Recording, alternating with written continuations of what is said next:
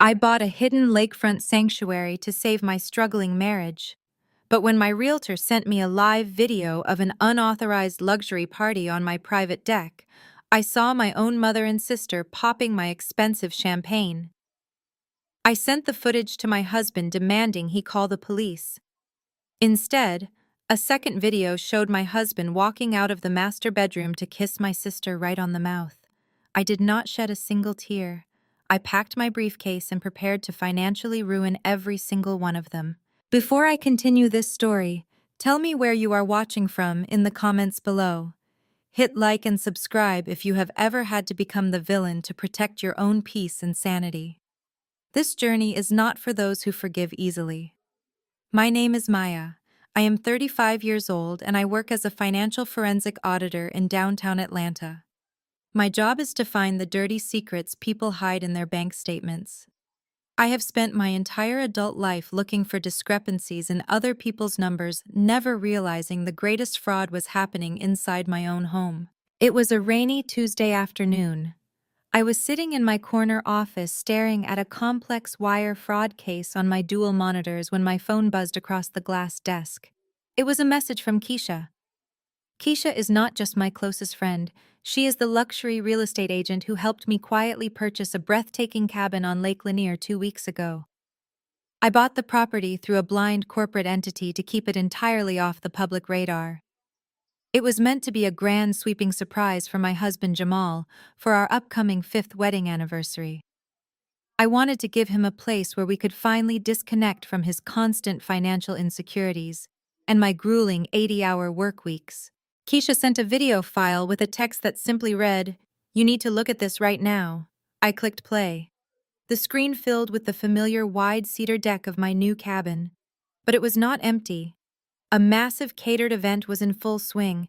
Dozens of people in designer clothes were mingling under expensive string lights. Waiters carried trays of hors d'oeuvres. And then cutting through the ambient jazz music in the background, I heard it. A loud theatrical laugh that I had known my entire life. The camera zoomed in from Keisha's hidden vantage point. Standing by the custom stone fire pit wearing a stunning white cocktail dress and acting exactly like the hostess of the year was my younger sister Chloe. Next to her, holding a crystal glass of my premium scotch, was my mother Evelyn. They were toasting with the guests, radiating the kind of effortless wealth my mother had always worshipped and demanded from us. My stomach turned to absolute ice. My hands did not shake. Years of corporate auditing had trained me to freeze my emotions and gather the data first.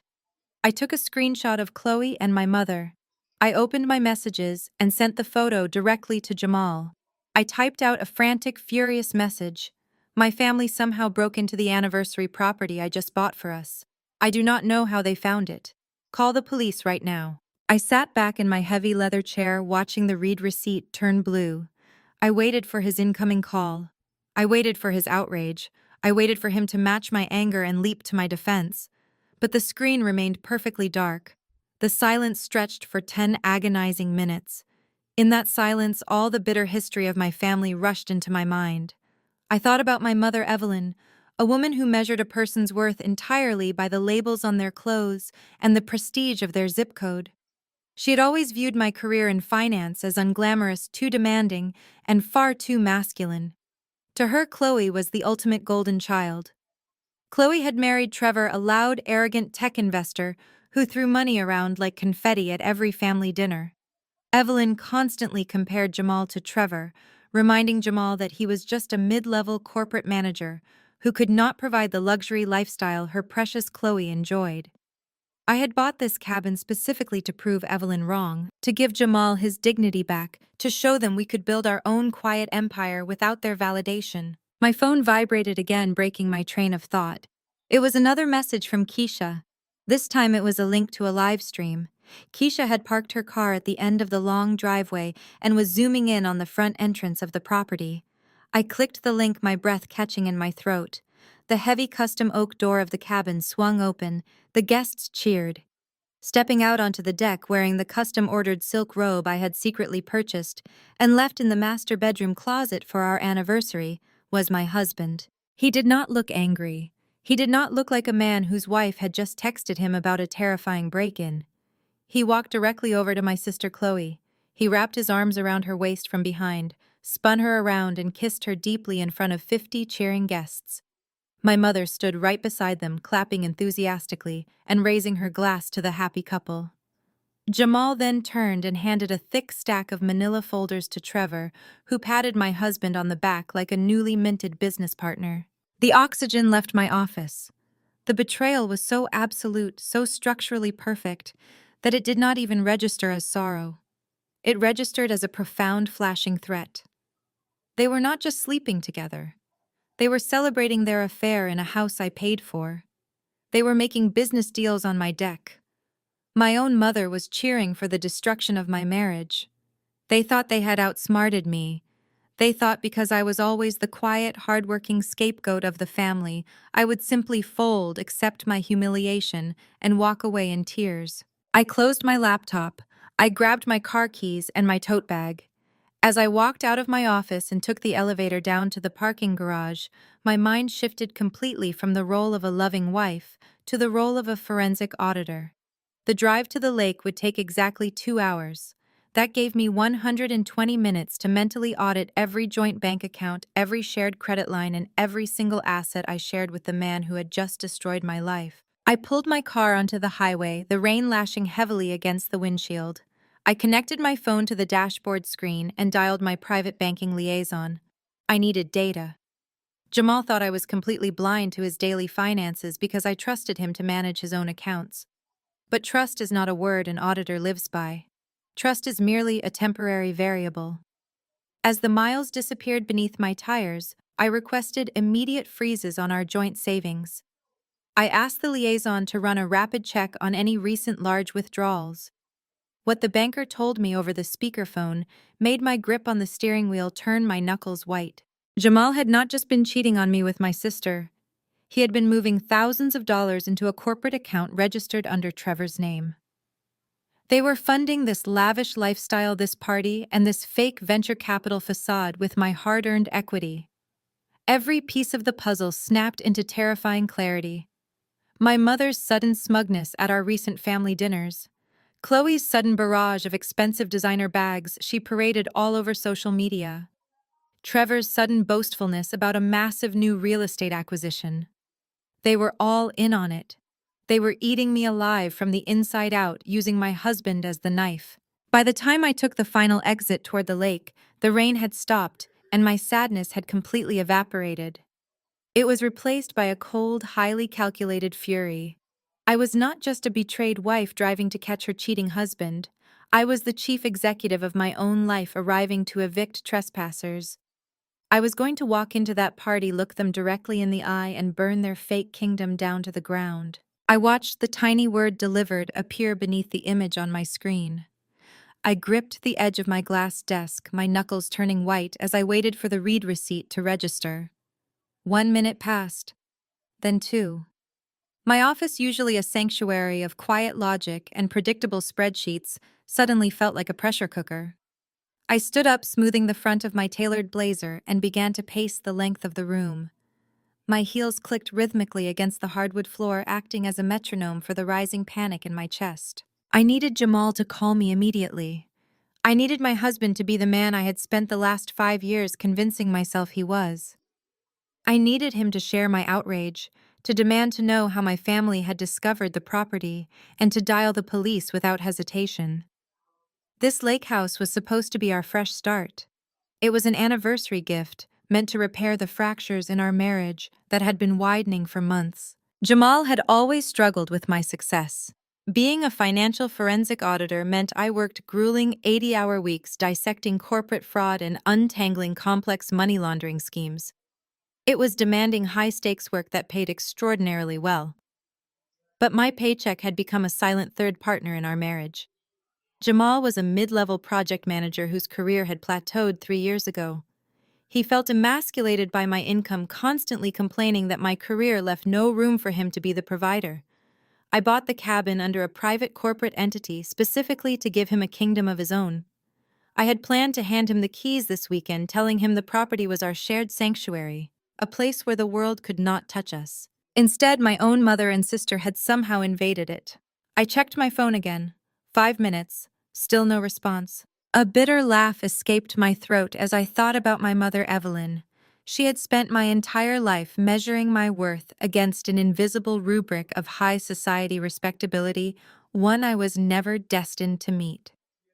In Evelyn's eyes, a woman's true success was defined by her ability to marry into generational wealth and host lavish dinner parties. My career in finance was too aggressive, too masculine, too unrefined for her taste. I was the serious daughter who buried her nose in numbers instead of social climbing. My younger sister Chloe was the golden child.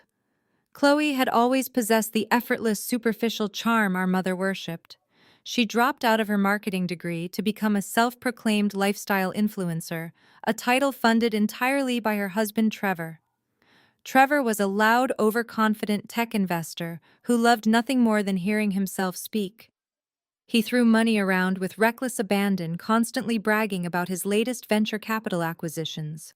Every family dinner was a theater production designed to humiliate me. Evelyn would place Chloe at the head of the table, praising her impeccable taste in interior design or Trevor's new sports car. Then she would turn her condescending gaze toward Jamal and me. She would offer Jamal pitiful smiles, asking if he was ever going to get a promotion, or casually mentioning how tragic it was that I worked so hard only to look so exhausted all the time. They picked at Jamal's insecurities like vultures, and every time I stood by him, I defended him. I paid off his secret credit card debts without a word, preserving his dignity, because I believe that is what a loyal wife does. 10 minutes. The silence from Jamal's phone was deafening. I walked over to my floor-to-ceiling window, looking out over the busy Atlanta traffic below. A strange, unsettling clarity began to wash over me. As an auditor, I was trained to look for patterns. I was trained to ignore what people said and focus entirely on what the numbers showed. If Jamal was truly innocent, if he was truly caught off guard by my text message, his immediate reaction would be panic. He would be calling me repeatedly. He would be furious that his anniversary surprise had been ruined by his in-laws. But he was not calling. The pieces of a very dark puzzle began shifting into place. How did Chloe even know about the property? I had used a blind, limited liability company to purchase it. The only people who knew the exact address were my realtor Keisha, the escrow company, and me. I had left the closing documents in my home office safe, the safe that Jamal had the combination to. I remembered a comment Chloe had made 2 weeks ago at brunch. She had smirked over her mimosa, twisting her diamond ring, and loudly announced that Trevor's firm was finalizing a massive real estate deal on Lake Lanier. She had boasted that they were going to host a networking party that would put all of Evelyn's past events to shame. I had rolled my eyes at the time, dismissing it as just another one of her exaggerated fantasies. Now, staring at the frozen image of my sister holding a glass of champagne on my deck, the realization hit me with the force of a physical blow. This was not a random break-in. This was a coordinated occupation. My phone vibrated violently against the glass desk. I lunged for it, expecting to see Jamal's name on the caller ID. It was Keisha. Another video file appeared on my screen, followed by a message that made the blood freeze in my veins. Maya, you need to brace yourself. Look at the front door. I pressed play. The video was a live stream from Keisha's car parked discreetly behind a row of pine trees at the edge of the driveway. The camera zoomed in on the custom oak front door of the cabin. The heavy door swung open and the ambient noise of the party spilled out. I stopped breathing. Stepping out onto the deck wearing the custom-ordered navy silk robe I had bought specifically for our anniversary was Jamal. He did not look like a man whose wife had just alerted him to an emergency. He looked relaxed. He looked victorious. He walked straight toward my sister. Chloe turned, laughing brightly, and Jamal wrapped his arms around her waist, right there. In front of my mother, in front of 50 strangers, my husband leaned down and kissed my sister deeply on the mouth. Evelyn stood next to them, clapping her hands together in pure delight. Trevor clapped Jamal on the shoulder, taking a thick stack of manila folders from my husband's hands. The video ended, leaving me staring at my own reflection in the black screen of my phone. I did not cry. I did not scream. The woman who had spent years trying to earn her family's love and protect her husband's fragile ego died in that exact second. What replaced her was cold calculating and entirely focused on destruction. I grabbed my briefcase, sweeping my laptop inside. The time for waiting was over. I turned my car onto the private gravel road that led to my property. The heavy iron gates, which I had specifically ordered to be installed last week, were propped wide open. Lined up along the winding driveway was a ridiculous parade of leased luxury vehicles. Matte black G-Wagons, spotless white Teslas, and oversized Range Rovers crushed the fresh landscaping I had just paid a premium to have planted. These were the cars of people desperately trying to project wealth they did not actually possess. They were the perfect audience for Trevor and Chloe's grand illusion. Down the road, parked half in the shadows of the towering Georgia pines, I spotted Keisha's sleek sedan. She flashed her headlights once as I drove past, a silent signal of solidarity. I parked my car directly behind Trevor's prized Porsche, deliberately blocking it in. I grabbed my bag, stepped out into the humid evening air, and walked toward the house I legally owned. The cabin was a sprawling masterpiece of modern architecture, mixed with rustic cedar featuring floor-to-ceiling windows that offered an unobstructed view of the lake. Warm, golden light spilled out onto the lawn. The smooth sounds of a live jazz quartet drifted through the open double doors. Laughter and the clinking of crystal glasses echoed in the crisp air. It was the perfect high society gathering completely funded by my stolen equity. I walked up the wide stone steps. I did not ring the doorbell. I did not knock. I placed my hands flat against the custom oak doors and shoved them open with enough force to send them crashing against the interior walls. The loud bang echoed like a gunshot over the jazz music. 50 heads turned toward the foyer in unison. The conversations abruptly died. The saxophone player squeaked a sour note and lowered his instrument. The silence that descended on the room was absolute and suffocating. I stood in the entryway taking in the scene. Caterers in crisp white shirts were circulating with silver trays. A massive charcuterie spread covered the imported granite kitchen island I had spent hours picking out. And standing in the center of the sunken living room, holding court among a group of older, wealthy-looking white men, was my sister. Chloe was wearing a designer dress that undoubtedly cost more than her car. Her smile faltered for a fraction of a second when she saw me, her perfectly manicured hand tightening around her champagne flute. But years of social climbing had trained her well. She quickly recovered, replacing her shock with a patronizing smirk. "Get out of my house," I said. My voice was not loud, but it carried clearly across the silent room. Every syllable was coated in ice. "I want every single person who is not on the deed of this property to walk out that front door right now." A murmur rippled through the crowd.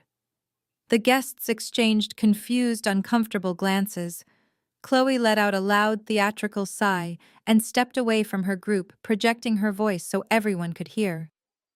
"Oh my God, Maya," Chloe said, shaking her head with an exaggerated look of pity. "What are you doing here? I told you to stay home and rest. You have been working yourself into a literal frenzy. Everyone, I am so sorry. This is my older sister. She works entirely too much, and her mental health has been severely deteriorating lately. She is having an episode." The sheer audacity of her lie was almost impressive. She was trying to spin my righteous anger into a hysterical breakdown to save face in front of her high-net-worth guests. But I was not going to play the role of the crazy, unstable woman. I did not raise my voice. I did not move frantically. I walked slowly down the 3 steps into the living room, keeping my posture perfectly straight and my gaze locked entirely on her. "I am not having an episode, Chloe," I replied smoothly. "I am executing an eviction. You have exactly 2 minutes to clear this room before I call the local sheriff and have everyone arrested for trespassing and breaking and entering." Before Chloe could formulate another lie, Trevor pushed his way through the crowd. My brother-in-law was a tall man, always dressed in slim-fit suits that looked just a little too tight, projecting an unearned confidence. He held a glass of expensive scotch in one hand and adjusted his collar with the other. He stepped directly between me and Chloe, puffing out his chest to use his physical size as an intimidation tactic. "All right, Maya, that is enough," Trevor said, his tone dripping with condescension. He spoke to me as if I were an unruly child throwing a tantrum in a grocery store. "You need to lower your voice and step outside right now. This is a private corporate event. This property belongs to my venture capital firm. We are hosting a highly exclusive networking dinner for my top-tier investors. You are embarrassing yourself, and you are trespassing on corporate grounds." I looked at Trevor, analyzing the smug certainty on his face. He truly believed he was untouchable. He believed his whiteness, his maleness, and his fake venture capital title gave him ultimate authority in this room. He believed I was just Jamal's exhausted, clueless wife, who only knew how to crunch numbers in a cubicle. "Trespassing," I repeated, letting a cold smile touch the corners of my mouth. "Trevor, do you even know the address of the property you are standing in? Have you bothered to verify the zoning permits? Or did you just use the fraudulent funds from my husband to pay for the caterer?" Trevor's face hardened. The easy, arrogant smile vanished. The investors standing nearby suddenly leaned in their business instincts, catching the dangerous shift in the conversation. Nobody likes the word fraudulent when they are standing in a room full of money. "I do not know what kind of paranoid delusion you are suffering from," Trevor sneered, stepping closer until he was invading my personal space. "But you need to leave before I have my security team physically remove you. You do not own anything here. You do not belong here. Go back to your spreadsheets, Maya. Let the adults handle the real business." He reached out to grab my shoulder to steer me toward the door. I did not flinch.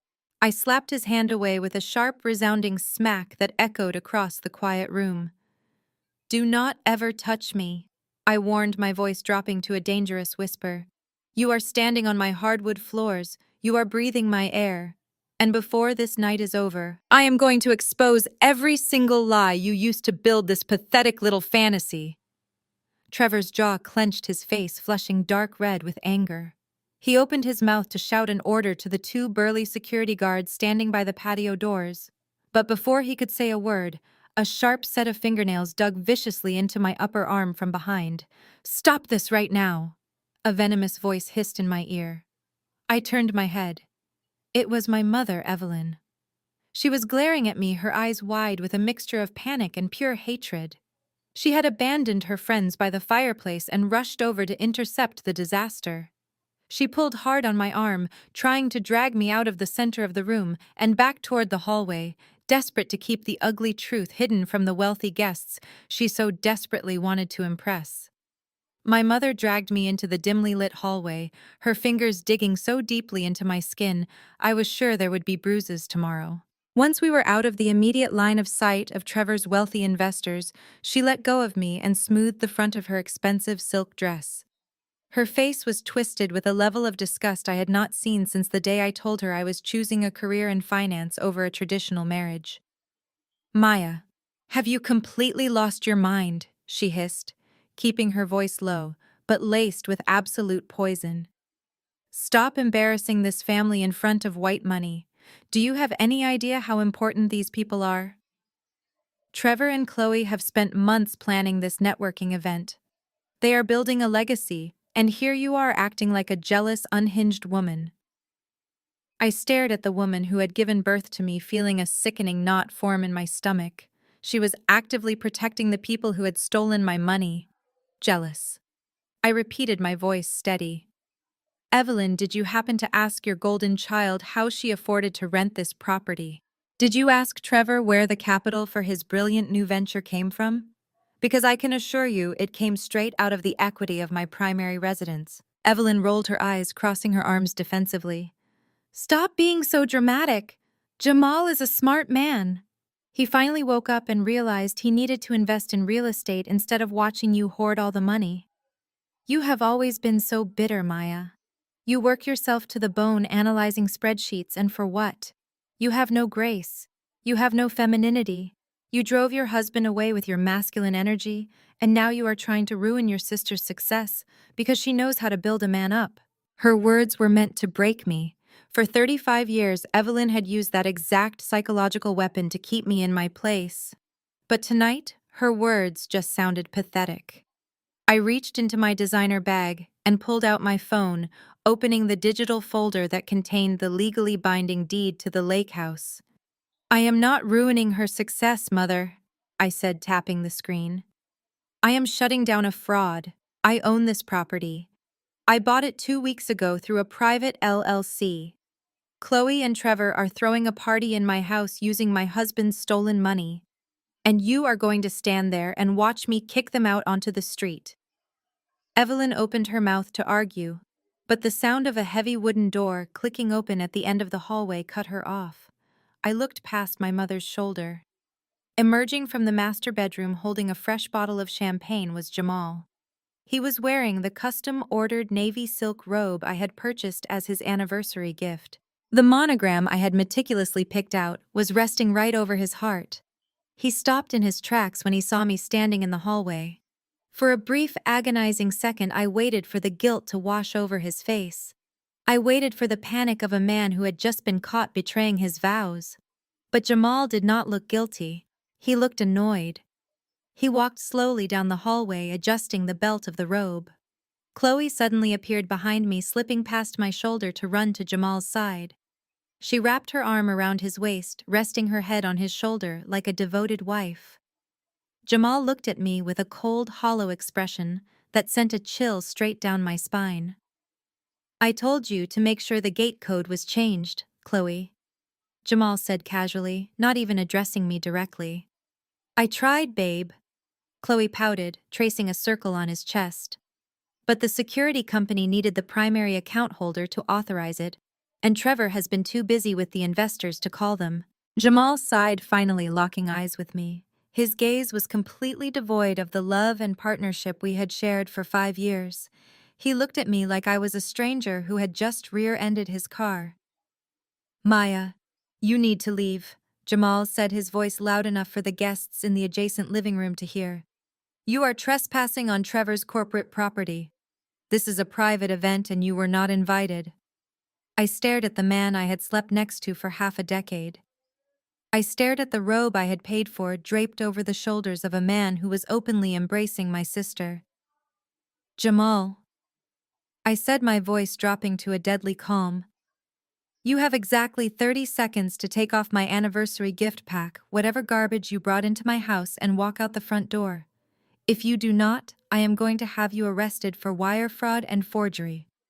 Jamal threw his head back and laughed. It was a loud, arrogant sound that echoed off the high cedar ceilings. He looked at Chloe, who was also smirking, and then back at me. Arrested for what, Maya? He mocked, taking a step closer. For investing my own money into my brother-in-law's firm. For finally taking control of my life instead of letting you dictate my finances. You are delusional. You think because you make a good salary, you own me. Well, you do not. He paused, making sure the crowd in the living room was absolutely silent and listening to his grand declaration. We are getting a divorce, Maya, Jamal announced clearly. I have already spoken to a lawyer. You are not getting a dime of my new investments, and you are certainly not ruining this networking event. I finally found a woman who knows how to treat a man, and I am not going back to a miserable life with you. Chloe smiled triumphantly, pressing a kiss to his cheek. Evelyn stepped forward, standing shoulder to shoulder with Jamal and my sister, forming a united front against me. My own family had officially drawn the battle lines. So this is it, I said, looking at the three of them. A united front of thieves. How long have you been sleeping with my husband, Chloe? Chloe did not even have the decency to look ashamed. She flipped her perfectly styled hair over her shoulder and looked me dead in the eye. 6 months, she replied smoothly. It started around Christmas. He was tired of coming home to a wife who cared more about auditing bank statements than making him happy. I showed him what a real partnership looks like. We are building an empire together. Trevor even agreed to let Jamal manage the real estate portfolio for the venture capital firm. The sheer stupidity of their plan was almost breathtaking. Trevor had convinced my husband to steal money from our home equity, funnel it into Trevor's fake company, and in exchange, Jamal thought he was becoming a real estate mogul. And my sister was sleeping with Jamal as the ultimate prize. "And you support this?" I asked, turning my gaze to Evelyn. "You support your youngest daughter sleeping with her sister's husband?" Evelyn lifted her chin, her eyes hard and unyielding. "Jamal deserves to be happy, Maya. He deserves a woman who understands legacy. Chloe and Trevor are bringing him into a world you could never navigate. You should be happy that the wealth is staying within the family. Now stop making a scene and go home before I have Trevor's security remove you." I took a deep breath, letting the final remnants of my familial loyalty burn away into ash. They had handed me the exact weapons I needed to destroy them. The jazz quartet in the living room had completely stopped playing. The silence from the main floor was heavy, thick with the uncomfortably eager eavesdropping of 50 high-net-worth investors. Trevor came storming down the hallway, his face flushed a deep, angry crimson. He had clearly noticed his audience growing restless and realized that his perfect networking event was rapidly devolving into a trashy family spectacle. "All right, the soap opera is officially over," Trevor barked, pushing his way past my mother. He glared at Jamal and Chloe, silently reprimanding them for letting the situation escalate before turning his full, arrogant hostility onto me. "You have had your little moment, Maya. You got your closure. Now you are leaving." He snapped his fingers, a sharp, authoritative sound. Two large men in matching black suits stepped out from the shadows of the living room archway. They were private security hired to make Trevor look important. They moved into the hallway, flanking him like loyal attack dogs, their eyes locked on me. Trevor reached into the breast pocket of his tailored jacket and pulled out a thick piece of folded parchment. He snapped it open and held it up, making sure the investors lingering near the hallway entrance could see the official-looking notary stamps. "This is the deed to this property," Trevor announced, his voice booming with forced bravado. "It is registered to my venture capital firm. You are standing on private corporate ground. I am giving you one final warning. Walk out to your car right now, or I will have my men physically throw you off the porch and press charges for criminal trespassing." I did not look at the security guards. I looked directly at the piece of paper in Trevor's hand. A wave of pure, unfiltered satisfaction washed over me. He was actually foolish enough to flaunt a fraudulent document in a room full of people he was actively trying to scam. Before I addressed Trevor, I turned my attention back to my husband. Jamal was still leaning against the wall in his silk robe, looking incredibly pleased with himself. He truly believed he had beaten me. He believed he had outsmarted a financial forensic auditor. "Tell me something, Jamal," I said, keeping my tone conversational, almost light. "How exactly did you afford to buy into Trevor's magnificent empire? You make $70,000 a year, and your credit cards are completely maxed out. You do not have the capital to buy a tool shed, let alone invest in a luxury lakefront property." Jamal's smug smile widened. He stood up straight, eager to prove his newfound masculine dominance in front of my sister and my mother. "I leveraged our assets," Maya Jamal said proudly, using financial terminology he clearly did not understand. "I took out a second mortgage on the house in Atlanta. It was brilliant, really. I extracted $500,000 in equity and wired it directly into Trevor's holding accounts. You were always too afraid to take real financial risks. You just wanted to sit on your money. I took control of my future." Chloe patted his chest, beaming with pride. Evelyn nodded in agreement, looking at me as if I were the slow child who simply could not grasp basic economics. "You took out a second mortgage," I repeated slowly, letting the words hang in the air. "On our primary marital home, a home where my name is the primary name on the title." Jamal chuckled, shaking his head. "I had a notary friend take care of the paperwork. You were always at the office anyway. You never noticed a thing. The money cleared last week, and I am officially a senior partner in Trevor's firm, so you can take your little spreadsheets and your arrogant attitude and get out of our house." I let out a slow, steady breath. I looked at the three of them: my mother, my sister, and my husband. They had colluded to forge my signature, steal $500,000 of my equity, and use it to fund a fake tech bro's imaginary venture capital firm. And they were bragging about it in front of a dozen witnesses. I turned my gaze back to Trevor. He was standing with his arms crossed, the fake deed still clutched in his hand, the security guards waiting for his command. "Trevor," I said, my voice cutting through the tension like a blade. "You seem very confident in that piece of paper you are holding. Since you are such a savvy investor, I assume you ran a thorough title search before you accepted a wire transfer of stolen funds from my husband." Trevor scoffed, rolling his eyes. "I do not need to explain my due diligence to a bitter, soon-to-be ex-wife. My firm bought this property straight from the corporate holding company. The transaction is closed." "Is it?"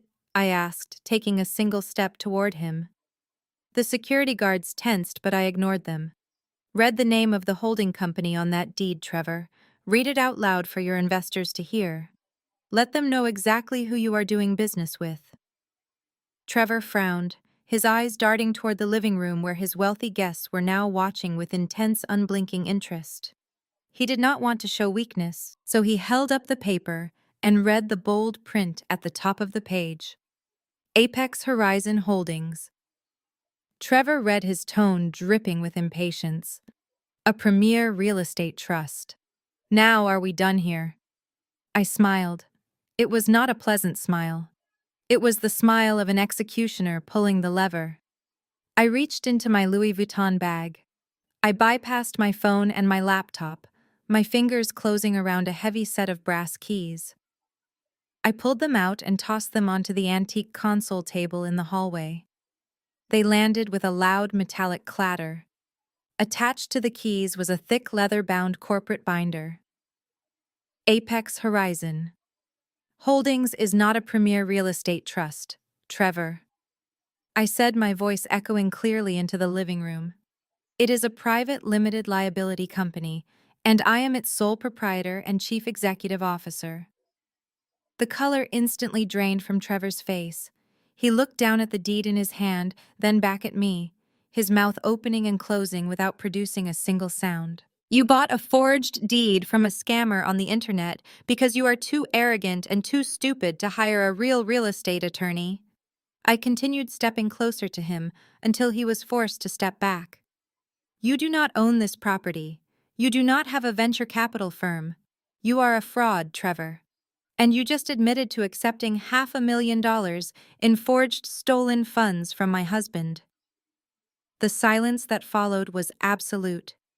The wealthy investors in the living room began to rapidly set their crystal glasses down on the tables. The illusion was breaking. The kingdom was catching fire. The investors, a group of older wealthy men who had been nodding along to Trevor's pitches all evening, suddenly looked like they had touched a live electrical wire.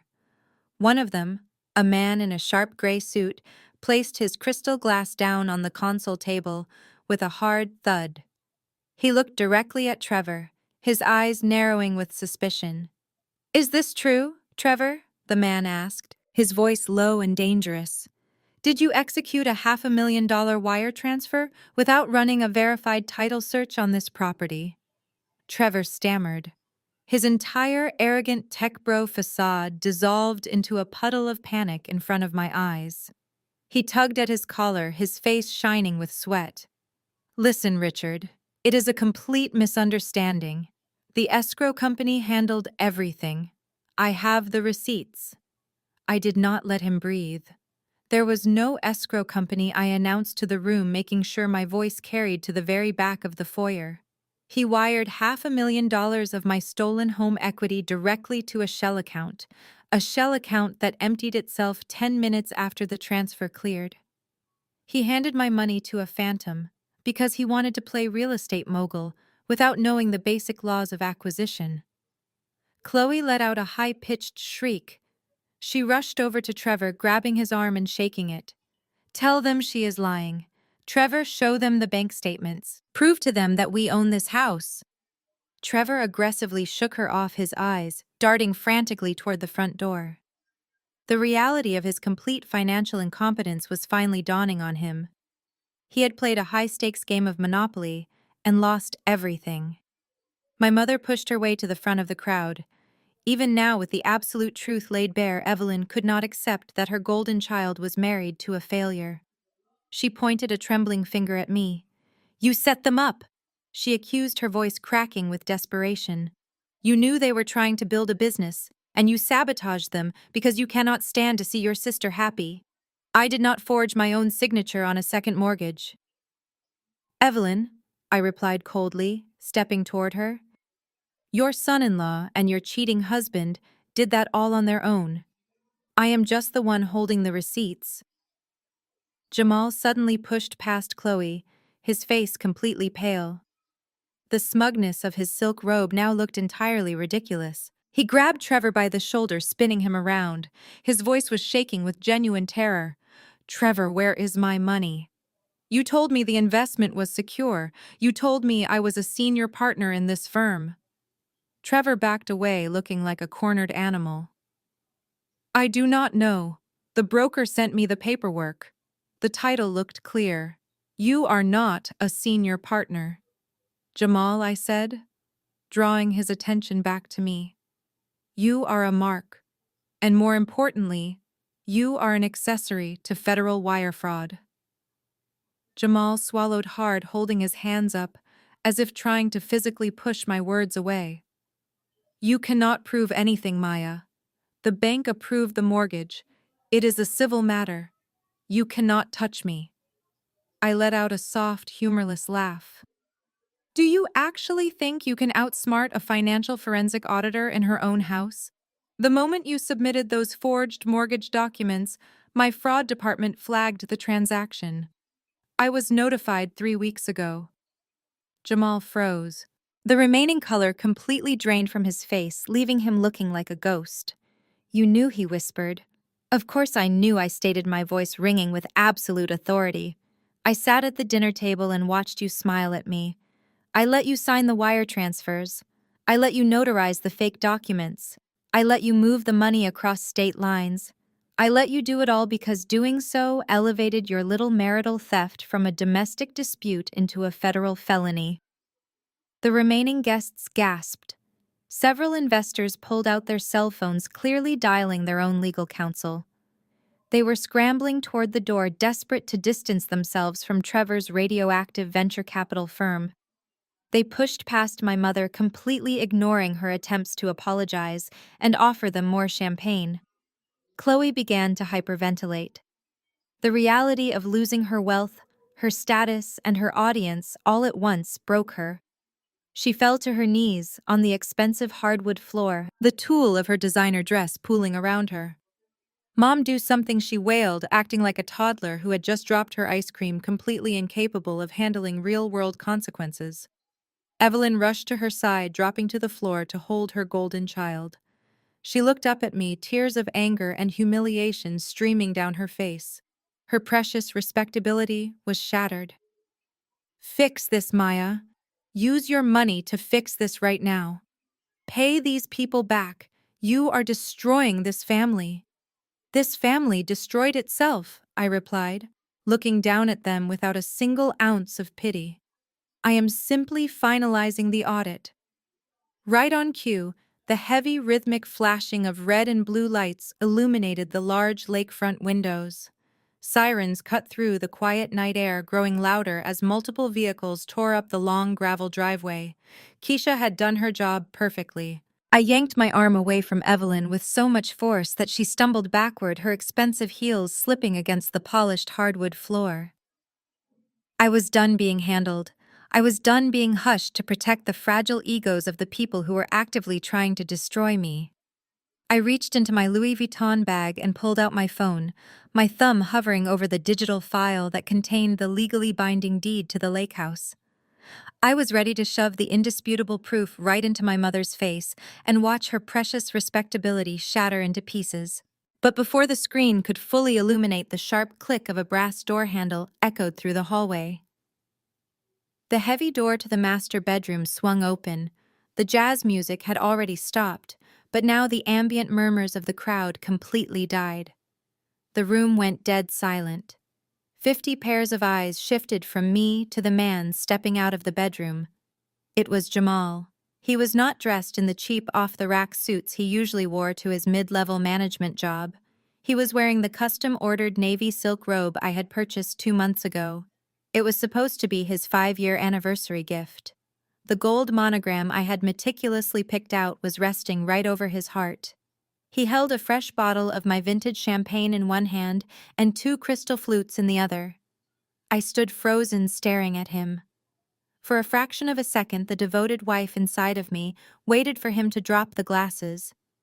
I waited for the horror to wash over his face, for him to realize his wife had caught him in the ultimate betrayal. But that look never came. Jamal did not look guilty. He looked at me with pure, unadulterated contempt. His eyes were cold and hard, stripped of all the warmth I thought we shared. He walked slowly down the hallway, the luxurious silk of the robe catching the warm light, acting as if he owned the very floorboards he was stepping on. Chloe immediately rushed to his side. She slipped her arm through his, pressing her body against him in a disgusting display of possessiveness. Jamal wrapped his free arm around my sister's waist, pulling her close.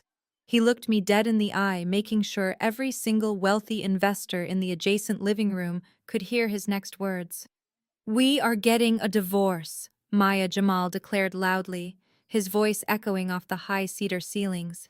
"And you are not getting a single dime of my new investments." The sheer audacity of his statement hung in the air like thick smoke. I looked at the man I had supported for 5 years. I had paid off his secret credit card debts. I had bought his cars. I had sacrificed my own peace to work 80-hour weeks so he could live comfortably while his career stagnated. And now he was standing in a house I paid for, wearing a robe I bought, holding my sister, and threatening to cut me off financially. "You are getting a divorce," I repeated, my voice dangerously calm. I did not shed a tear. My analytical mind had completely taken over. I was no longer looking at my husband. I was looking at a liability. "That is right," Jamal sneered, stepping closer. "I already spoke to a lawyer. I am done playing second fiddle to your career. You spend your entire life staring at spreadsheets, auditing other people's money, but you completely forgot how to be a wife. You have no warmth. You have no femininity. You are just a paycheck." Chloe smirked, resting her head against his shoulder. "Jamal finally found a woman who knows how to support a man's vision," she added, her tone dripping with fake sympathy. "He needed a partner who understands how to build a legacy, Maya, not someone who just hoards cash in a bank account. We are building an empire together." Trevor made Jamal a senior partner in the venture capital firm. He is a real estate mogul now. You should just walk away before you embarrass yourself any further. I glanced at my mother. Evelyn was standing a few feet away, watching the entire exchange. She did not intervene. She did not slap Jamal for openly disrespecting her eldest daughter. She simply nodded, a look of grim satisfaction on her face. She was perfectly fine with my husband divorcing me and taking my sister as a prize, as long as it meant Chloe stayed close to the illusion of wealth. I turned my attention back to Jamal. He puffed out his chest, clearly high on the adrenaline of his own performance. He truly believed he had outsmarted me. He believed that because I was usually quiet and agreeable, I would simply crumble under the weight of public humiliation and retreat. "Your new investments," I said, slowly testing the words on my tongue. "You mean the venture capital firm Trevor runs?" "Exactly," Jamal said proudly. "I leveraged my assets. I took control of my financial future while you were busy working late at the office. I am a primary stakeholder in this lake house and 3 other commercial properties. My money is tied up in corporate accounts now.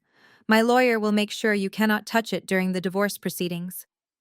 I felt a cold, sharp smile pull at the corners of my mouth. I could not help it. The trap was so perfectly set, and he had just willingly locked himself inside it and handed me the key. "Jamal," I said, my voice dropping to a whisper that somehow carried through the absolute silence of the room. "Do you honestly believe I do not know where your investment capital came from? Do you think a financial forensic auditor would not notice a massive fraudulent withdrawal from her own equity? Jamal's arrogant smile faltered for a fraction of a second. His eyes darted to Trevor, who was standing nervously by the living room entrance, and then back to me. "I do not know what you are talking about," Jamal said, his voice losing a fraction of its booming confidence. "The mortgage broker handled everything legally. My name is on the house in Atlanta, too. Your name is on the deed," I corrected him, taking a step forward. "But the financial accounts are monitored by my firm. You forged my signature on a second mortgage application. You wired $500,000 of stolen equity to a shell company. You did not build an empire, Jamal. You committed federal wire fraud. And you did it all just to impress a woman who is using you to pay for her catering." The crystal champagne flute slipped from Jamal's hand. It hit the hardwood floor, shattering into a dozen sharp pieces, the expensive liquor pooling around his bare feet. The confident, wealthy real estate mogul vanished in an instant, replaced by a terrified man who suddenly realized he was standing on a trapdoor.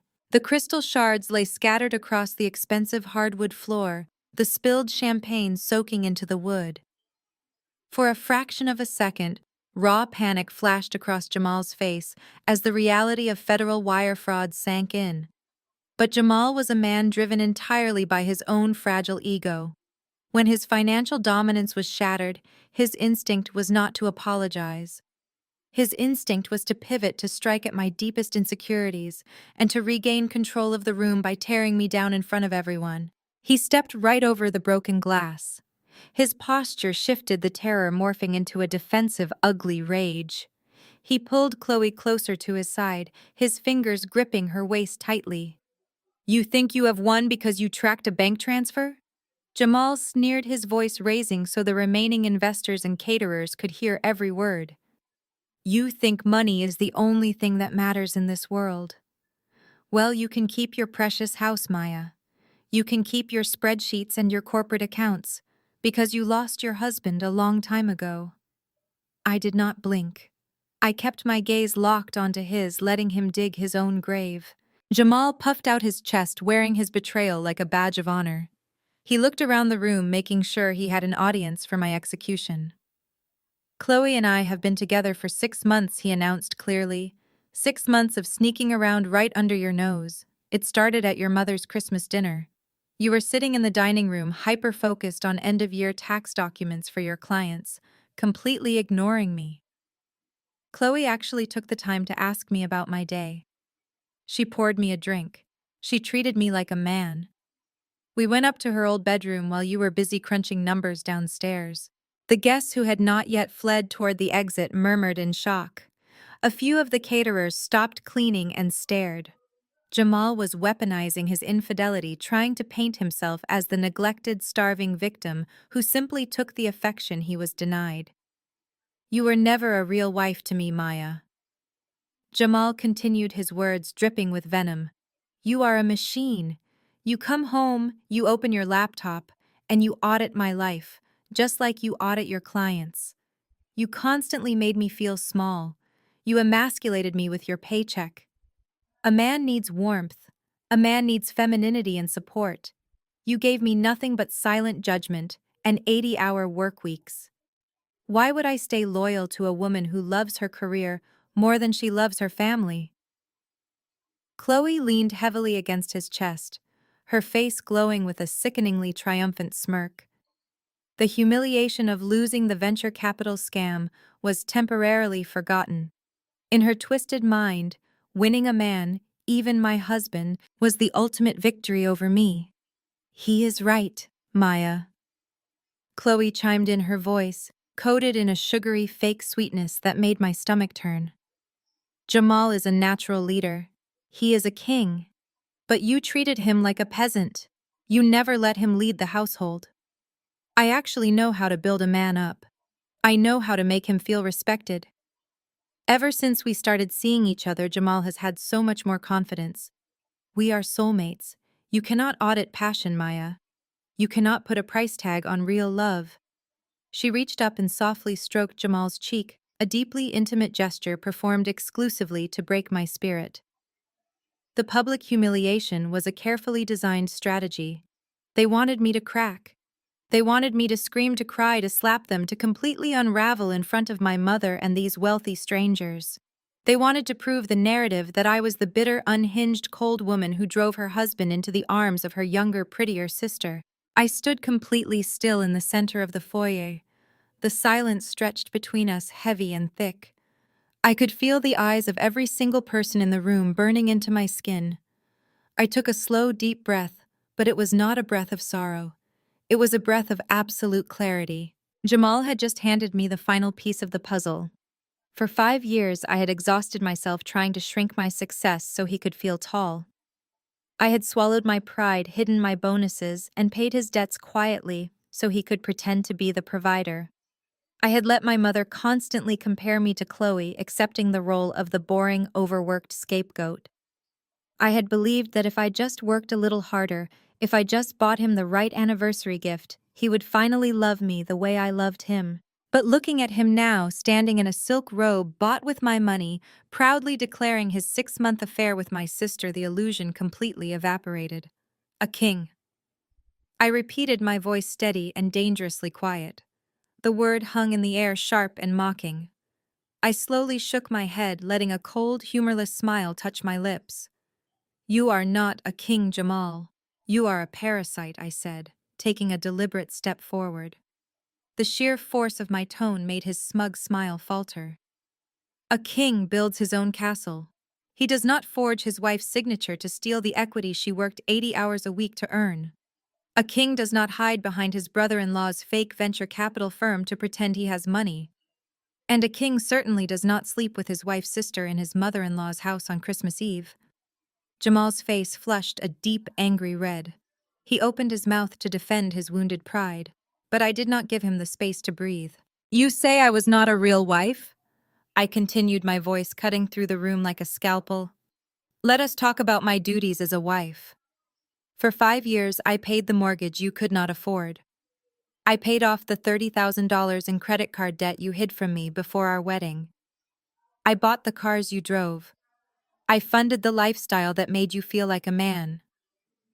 You did not hate my paycheck, Jamal.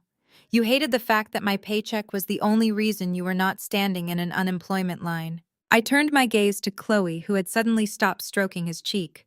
Her triumphant smirk was beginning to crack under the weight of the truth. "And you, Chloe?" I said, my voice dripping with absolute disgust. "You think you won a prize. You think stealing a man who cannot even balance his own checking account makes you a queen. You are welcome to him. You two are a perfect match. You are both completely dependent on someone else's money to survive. But let me make one thing crystal clear. I am cutting the funding." I reached into my bag and pulled out the thick stack of divorce papers I had my lawyer expedite earlier that afternoon. I tossed the heavy manila envelope onto the floor right at Jamal's feet. It hit the wood with a loud final slap. "You want to build an empire with my sister?" I said, staring directly into his terrified eyes. "Go right ahead, but you are going to do it with zero capital, ruined credit, and a federal indictment hanging over your head." Welcome to the real world, Jamal. The audit is complete. The heavy manila envelope containing my signed divorce papers rested on the floor, the stark white pages spilling out across the polished wood right at Jamal's feet. The color had completely vanished from his face. He stared at the documents as if they were a live explosive. The arrogant, boastful man, who had just proudly declared his infidelity, was gone, replaced by a terrified coward rapidly calculating the reality of federal prison. I turned my eyes away from my soon-to-be ex-husband and looked directly at the woman standing just a few feet behind him. My mother. A naive part of me, the inner child who had spent 3.5 decades desperately seeking her approval, waited for Evelyn to finally break. I expected her to step forward, raise her hand and slap Chloe across the face for sleeping with her own sister's husband. I expected her to scream at Jamal for bringing this profound shame into our family. In the culture my mother claimed to respect so deeply, loyalty and family dignity were supposed to be paramount. Instead, Evelyn looked down at the divorce papers, let out a sharp, dismissive scoff, and deliberately stepped right over them. She walked up to Chloe, who was shrinking back against the wall, and wrapped a protective arm around her golden child's shoulders. Evelyn straightened her posture, lifting her chin to look down her nose at me. There was no horror in her eyes. There was no sympathy for my shattered marriage. There was only a cold, hardened resentment. "You are a monster, Maya," Evelyn said, her voice echoing clearly through the silent foyer. I did not flinch. I simply tilted my head, waiting for the mental gymnastics she was about to perform to justify this betrayal. "You march in here and try to terrorize your own family with these ridiculous fabricated threats about federal indictments." Evelyn continued, her tone dripping with absolute disgust. "You are bluffing. You are doing what you always do. You are using your corporate vocabulary to try and make people feel small because you are miserable inside." I looked at her, genuinely astounded by her capacity for delusion. "Mother, I just told you that your son-in-law stole $500,000 of my equity. I have the bank records. I have the fraud alerts. They did not build anything. They robbed me." Evelyn waved her hand in the air, physically swatting away the truth, because it did not fit her perfect narrative. "I do not care about your bank alerts, Maya. Jamal is a smart man. He took initiative. He partnered with Trevor to build something tangible, something real. And you are so consumed by your own bitter jealousy that you want to destroy him for it." She squeezed Chloe's shoulder, pulling my sister closer. Chloe immediately leaned into the embrace, burying her face against Evelyn's neck, playing the role of the fragile victim to absolute perfection. "Jamal deserves a woman who actually understands generational wealth," Evelyn proclaimed, scanning the luxurious living room, admiring the expensive chandeliers and the catered food that my stolen money had paid for. "Our people need to build empires, Maya. We need to establish a legacy. Trevor is giving Jamal a real seat at the table in the venture capital world, and Chloe knows exactly how to nurture that power. She knows how to host. She knows how to bring the right people together. Look around you. This event is magnificent. This is what high society looks like." I stared at her, the irony of her words burning like acid in the back of my throat. She was preaching to me about generational wealth while standing inside a house that I had secretly purchased. She was praising the business acumen of a white tech bro who had just been exposed as an incompetent fraud. She was glorifying a legacy built entirely on theft, adultery, and lies. "Chloe provides warmth," Evelyn said, her voice turning cruel and pointed. "She provides Jamal with the respect a black man needs to thrive in this world." "What do you provide, Maya? You provide spreadsheets. You provide cold, sterile judgment. You made that poor man feel like a dependent in his own home. It is no wonder he sought comfort with someone who actually knows how to be a wife. You drove him to this. You have no one to blame but yourself." The silence in the room was deafening. The few remaining caterers and guests stood frozen, entirely captivated by the viciousness of a mother completely discarding her own flesh and blood. I let her words wash over me. For years, Evelyn's criticisms had been a heavy weight on my chest, constantly making me feel inadequate. I had bought this very cabin to prove her wrong, to show her that I could provide the luxury and the status she so desperately craved.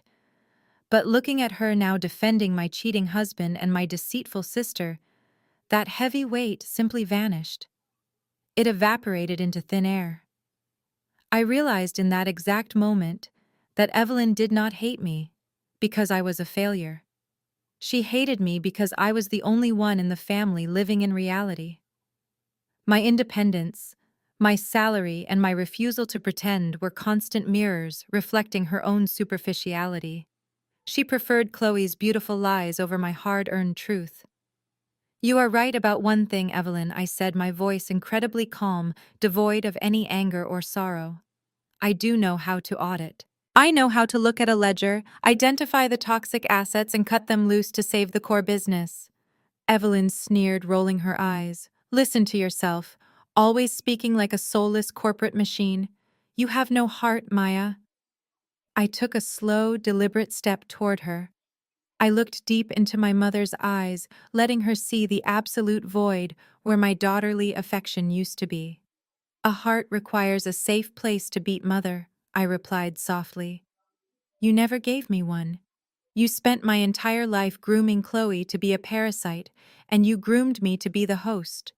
You wanted me to work myself to the bone so I could fund this ridiculous fantasy you all live in, but the bank is officially closed. Evelyn's face flushed with a sudden, violent anger. She stepped away from Chloe and pointed a sharp, manicured finger directly at my face. You listen to me, you ungrateful girl, Evelyn hissed, dropping the refined high society act and letting her true venom spill out. You are going to walk out of that door, and you are going to leave Jamal and Chloe alone. This lake house is the start of their true empire. They are going to build a dynasty here with Trevor's investors, and you are going to be nothing but a bitter, lonely footnote in their success story. I am officially washing my hands of you. As far as I am concerned, I only have one daughter now. She stood tall, breathing heavily, waiting for me to shatter. She waited for the tears, the begging, the desperate apologies that had defined my childhood whenever she threatened to withdraw her love. I did not shed a single tear. I smiled.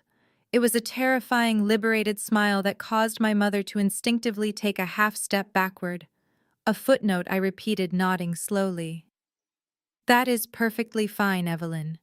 Because when the federal agents arrive to raid this little empire, and the bank forecloses on whatever scraps you have left, I want you to remember exactly who holds the deed to the ground you are standing on. I turned away from her, my focus shifting back to Trevor.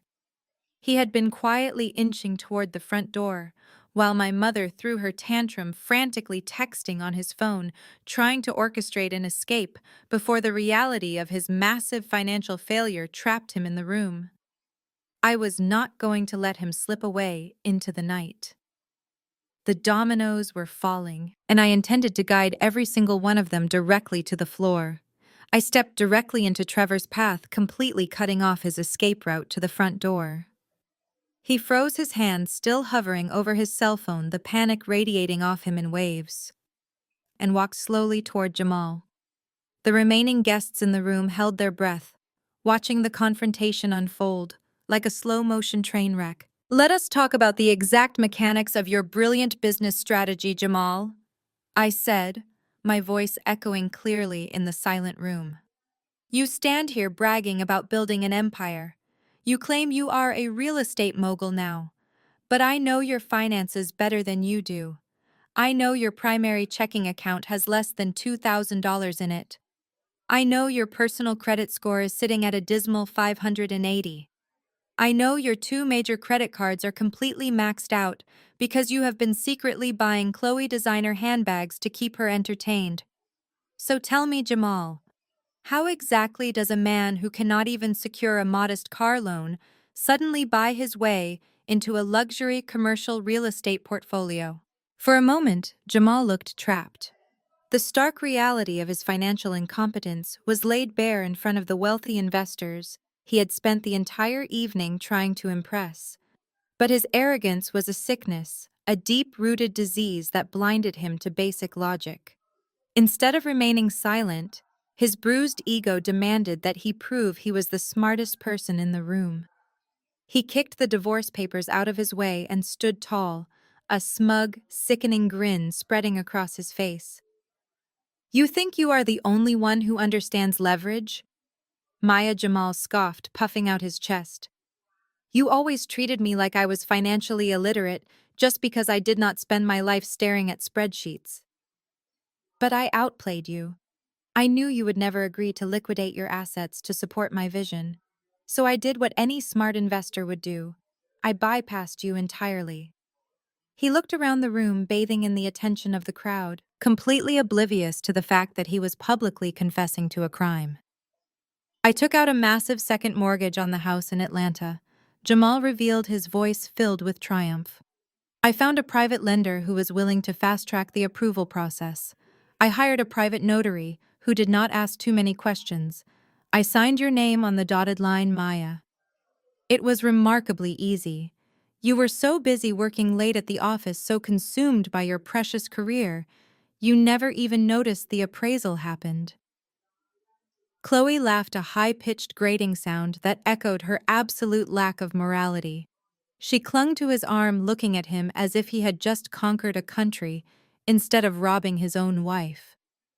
Evelyn nodded slowly, silently, validating his criminal behavior, because in her twisted mind, a man securing capital by any means necessary was just him taking control of his household. The bank wired $500,000 directly into my personal account, Jamal continued, his smugness reaching an unbearable peak.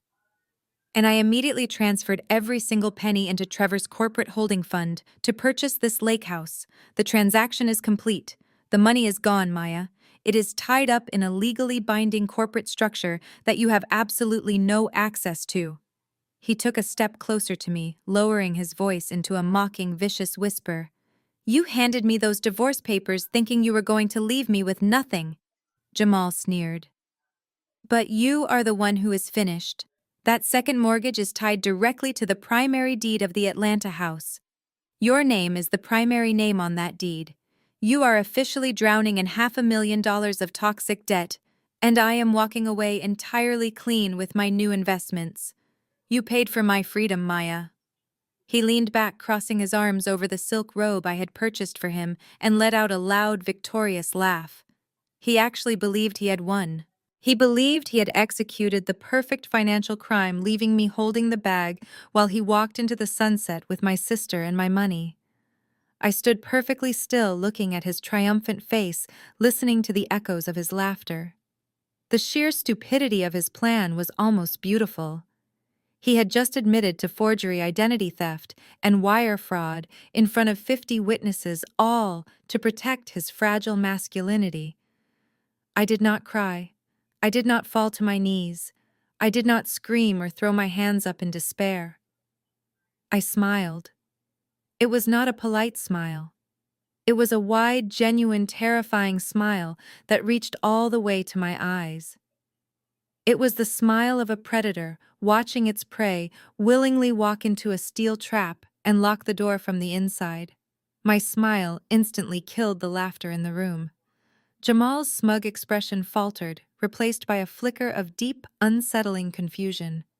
Chloe stopped giggling. Evelyn narrowed her eyes, stepping back as if my amusement was contagious and deadly. Stop smiling! Chloe snapped, her voice trembling slightly as her panic returned. Why is she smiling, Jamal? Tell her to stop. She is psychotic. She has lost her mind, Evelyn muttered, clutching her pearl necklace. The debt has broken her. Trevor, who had been sweating profusely near the front door, suddenly saw an opportunity to regain control of his disastrous networking event. He realized that as long as I was standing in the foyer, exposing the fraudulent foundations of his company, his wealthy investors were going to pull their backing and likely sue him into oblivion. He needed me out of the house immediately. That is enough. Trevor shouted, his voice cracking with desperation. He stormed forward, his face red with anger. I am not going to let a bitter, hysterical woman ruin this company. You have absolutely no legal standing here, Maya. This property belongs to my venture capital firm, and you are officially trespassing. Trevor snapped his fingers, a sharp, aggressive sound that signaled the two massive private security guards standing near the patio doors. The guards, dressed in tight black suits with earpieces, began marching deliberately across the living room toward me. Escort this woman off my property right now, Trevor commanded, pointing a shaking finger at me. And if she resists, I want you to detain her and call the local sheriff to have her arrested for criminal trespassing and harassment. To prove his ultimate authority, Trevor reached into his jacket and pulled out the thick notarized document he had been flashing all night. He waved the heavy paper directly in my face, the gold notary seal catching the light. Look at the paper, Maya, Trevor yelled, his spittle flying through the air. Look at the name printed right here in bold ink. This lake house is legally registered to my holding company. I own the ground you are standing on. You are a trespasser. Now get out. The two security guards closed the distance in seconds. They did not ask me politely to leave. They followed Trevor's aggressive energy. The guard on my right reached out and grabbed my upper arm with a bruising iron grip. The guard on my left seized my other arm immediately, attempting to twist me around and physically force me toward the heavy oak front doors. The physical contact was sudden and violent. Pain flared in my shoulders as they yanked me backward, treating me like a violent criminal in the very home I had purchased with my own money. Chloe let out a sigh of relief, crossing her arms, and watching with absolute delight as I was manhandled. Jamal smirked, adjusting his silk robe, perfectly content to watch his wife be physically assaulted by hired thugs. Evelyn turned her back, walking toward the catering table to pour herself another glass of champagne, washing her hands of me completely. I dug the heels of my designer shoes into the hardwood floor, stopping my backward momentum. I did not struggle wildly. I did not try to break free. I simply turned my head and looked directly into the eyes of the massive security guard gripping my right arm. "I highly recommend you let go of me right now," I said, my voice dropping to a low glacial register that held absolutely no fear. "Because if you drag me out of this house, you are not removing a trespasser. You are committing battery against the legal owner of this property. And I promise you neither Trevor nor his fake venture capital firm has the money to cover the lawsuit I will file against you personally." The guard hesitated, his grip loosening just a fraction of an inch as he glanced nervously at Trevor. But Trevor was completely unhinged, high on adrenaline and the desperate need to save face in front of his fleeing investors. "Do not listen to her," Trevor screamed, waving the fraudulent deed frantically. "She is lying. She is drowning in debt. Throw her out." The guards tightened their grips, ignoring my warning. They pulled me hard toward the door, preparing to throw me out into the humid night air. But they were about to realize that I had not come to this cabin unarmed, and I was not leaving until the entire fraudulent empire was burned to ash. I dropped my center of gravity and violently jerked my arms downward, using my own leverage to break the grip of the hired muscle. It was a sharp, unexpected movement that caught the massive security guards entirely off guard. Before they could recover and lunge at me again, I raised my right hand palm facing outward, projecting absolute and undeniable authority. "Do not touch me," I commanded, my voice slicing through the heavy tension of the foyer like a physical blade. I calmly smoothed out the wrinkles in my tailored blazer, adjusting my cuffs, as if I had just encountered a minor annoyance rather than a physical assault. The sheer, terrifying composure of my reaction caused the security guards to freeze. They looked at each other uncertainly, their hands hovering in the air. They were used to dealing with drunk partygoers or hysterical trespassers. They were not prepared to deal with a woman who stared them down with the cold, calculating eyes of an executioner. I turned my attention back to Trevor. His face was slick with sweat, his eyes bulging as he waved his useless piece of paper in the air. He wanted me gone. He needed me out of sight before his wealthy investors realized the ground beneath their feet was crumbling. "I will make you a deal, Trevor," I said, my tone perfectly, even carrying straight into the living room where his top-tier guests were watching with bated breath.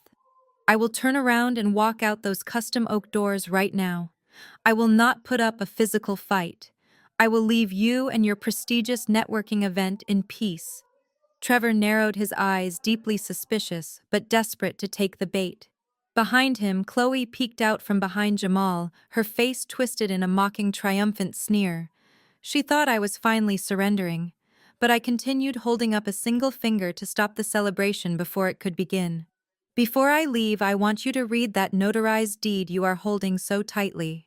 I want you to read the name of the holding company that supposedly sold you this property. Read it out loud, Trevor. Let your elite investors hear exactly who they are doing business with." Trevor scoffed, rolling his eyes dramatically. He let out an exaggerated sigh, believing I was just grasping at straws, trying to stall my inevitable humiliation. He thought that indulging this final pathetic request would prove his ultimate dominance and get his crazy sister-in-law out of his hair once and for all. "Fine," Trevor spat, snapping the document open with a sharp flick of his wrist. "If it gets you off my property, I will read it." He cleared his throat, puffing out his chest to project his voice to the investors, lingering in the background. "This property was legally transferred from the corporate entity known as Apex Horizon Holdings," Trevor announced proudly. He looked up at me, a smug, venomous grin plastered across his face. "There," Are you satisfied, Maya? You heard the name. Now get out!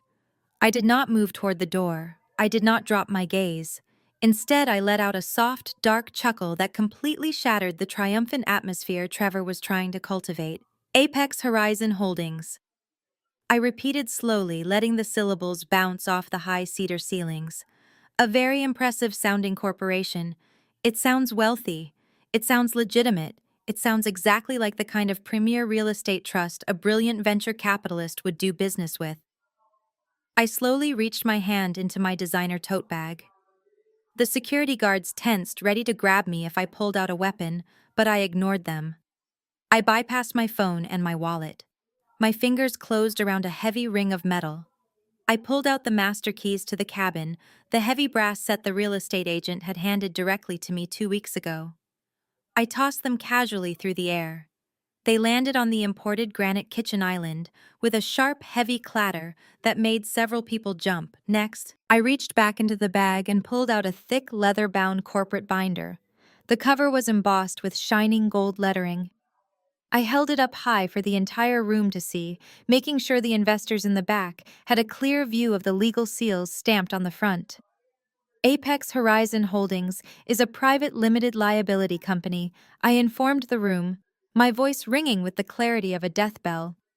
And I am its sole proprietor and chief executive officer. The color drained from Trevor's face so fast, he looked as though he might pass out. His jaw went slack, his eyes dropping to the binder in my hands, and then darting frantically to the heavy brass keys resting on the granite island. The smug, arrogant tech bro facade melted away, leaving behind nothing but raw, unfiltered panic. That is impossible, Trevor stammered, his voice dropping to a terrified whisper. The broker sent the paperwork. The escrow account cleared. There was no broker, Trevor, I said, taking a deliberate step toward him, forcing him to shrink back against the wall. There was a scammer, a very smart scammer you met on the internet who noticed you were desperate to play real estate mogul. Because in your infinite arrogance, you never bothered to hire a real attorney. You never paid for a legitimate title search. You just saw a fake commercial listing, got excited about the unbelievable price, and wired $500,000 of my husband's stolen money directly to a phantom account. The collective gasp from the living room was deafening. The wealthy investors, the men Trevor had spent months courting and begging for capital, began to rapidly back away from the hallway. They realized instantly that they were not standing at an exclusive networking event. They were standing in the middle of a massive, spectacular financial crime scene. You bought a forged piece of paper. I continued, mercilessly twisting the knife. You handed Jamal's stolen equity to a ghost. The holding company on that fake deed does not own this house. I own this house. I bought it directly from the original builder under a completely different corporate entity to keep it hidden. Trevor's hands began to shake uncontrollably. He looked at the fake deed he was holding as if it had suddenly caught fire. You are not a venture capitalist, Trevor, I declared, looking him up and down with pure disgust. You are the victim of a wire fraud scam, and worse, you are an accessory to the theft of my marital assets. You took forged money and threw it into a black hole because you do not know the first thing about due diligence. Behind Trevor, Jamal let out a strangled, breathless sound. The horrifying reality of my words had just hit him. He had forged my signature. He had taken out a $500,000 mortgage on our primary home, destroying his own life to secure that cash. And now he was learning that Trevor had literally given all of that stolen money away to an anonymous scammer. My money is gone. Jamal choked out, grabbing Trevor by the shoulder and violently spinning him around. Trevor, tell me she is lying. Tell me my money is in your corporate account. Trevor could not speak. He just stared at Jamal with wide, terrified eyes, the fake deed fluttering from his trembling fingers to the hardwood floor. It landed right next to the divorce documents I had thrown down earlier. Chloe let out a high-pitched shriek. The illusion of her grand high society life was disintegrating right before her eyes. She grabbed her own hair, hyperventilating as the wealthy investors began power-walking toward the front door, pulling out their phones to call their lawyers and distance themselves from Trevor's radioactive company. Evelyn stood frozen by the catering table, her jaw hanging open.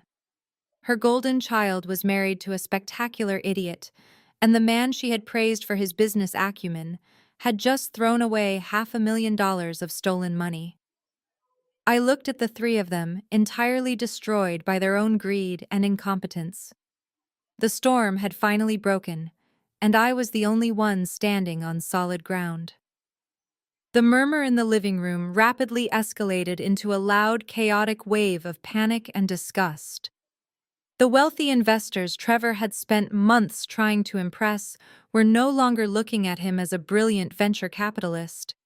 They were looking at him as a catastrophic liability. Richard, the older investor who had questioned Trevor earlier, pushed his way to the front of the crowd. His face was a mask of pure corporate fury. He pointed a stiff finger directly at Trevor. "Are you telling me you did not verify the title?" Richard demanded, his voice booming over the anxious whispers. "You took our initial capital, combined it with this stolen mortgage money, and wired it to an unverified third party without a single legal safeguard in place." Trevor was visibly trembling. He patted his pockets frantically, pulling out his cell phone with shaking hands. "No, Richard, listen to me," Trevor pleaded, his voice cracking entirely. "I used an escrow portal. The broker sent me a secure link. I can pull up the bank transfers right now. The money is sitting in a holding account. I can show you the receipts." "Show them!" "Trevor!" Chloe screamed, her voice shrill and hysterical. She lunged forward, grabbing his arm and shaking it violently. "Show them the bank statements. Prove to her that she is lying.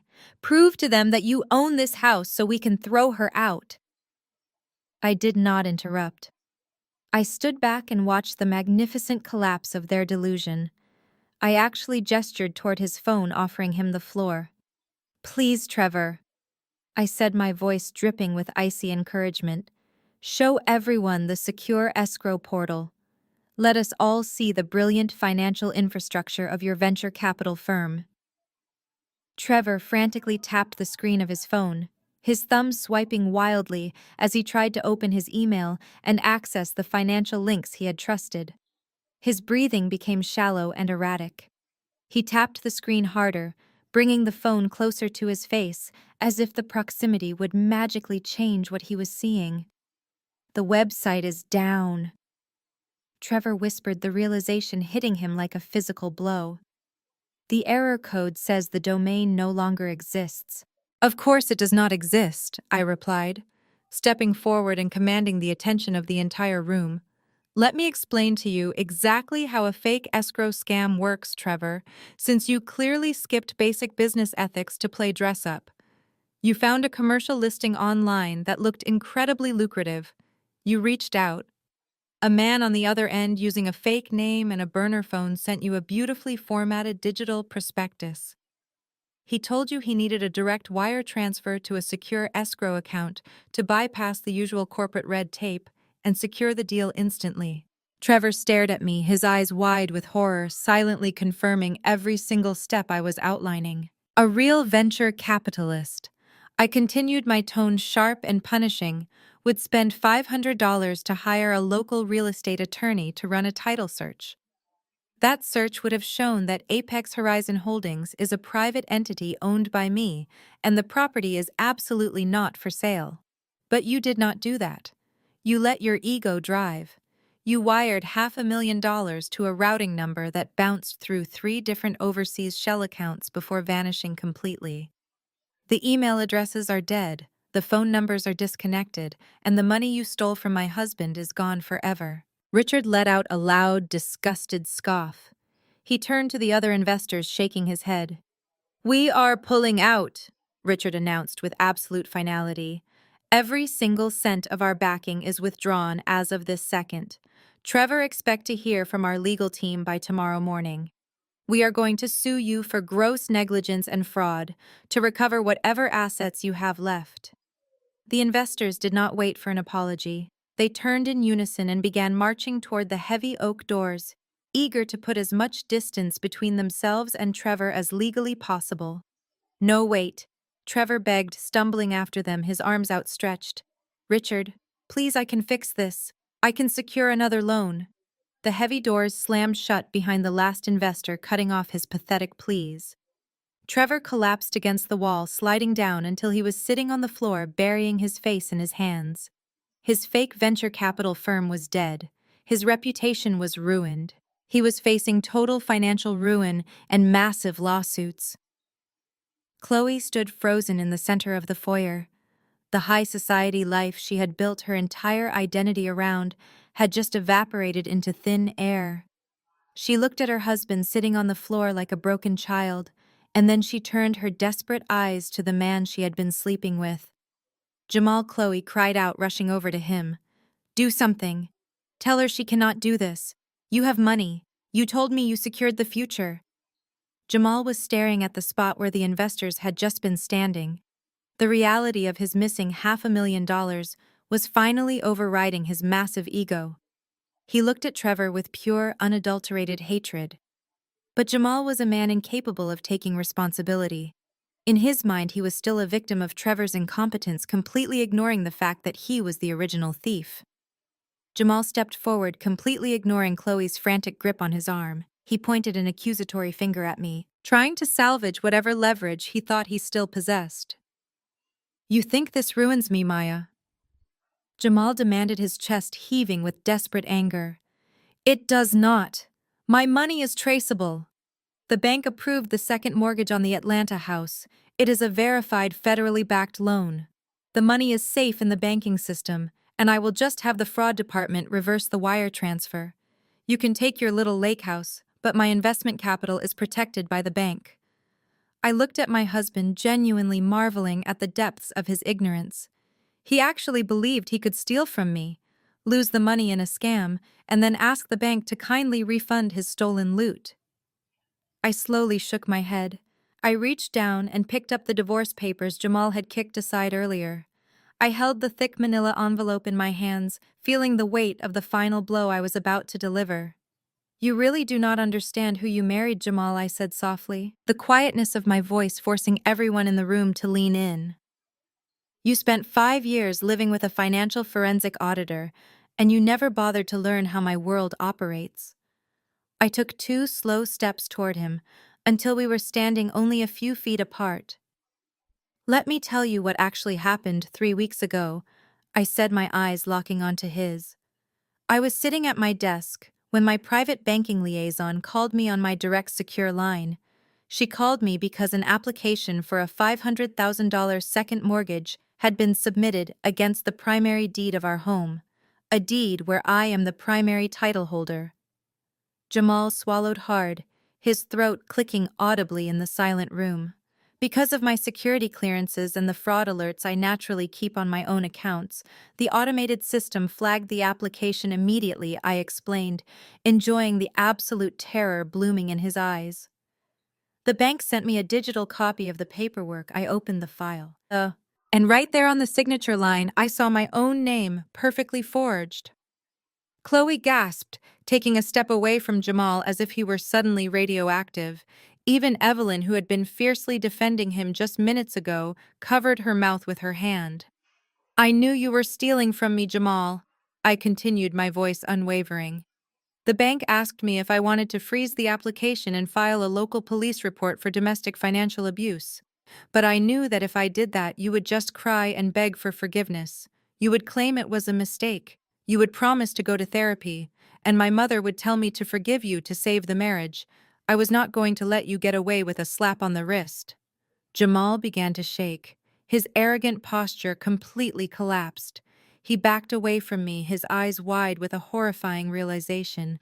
"I told the bank to let the application proceed," I declared, dropping the heaviest anvil of the night. "I watched you bring a private notary to our kitchen table while I was supposedly working late. I let you sign the final documents.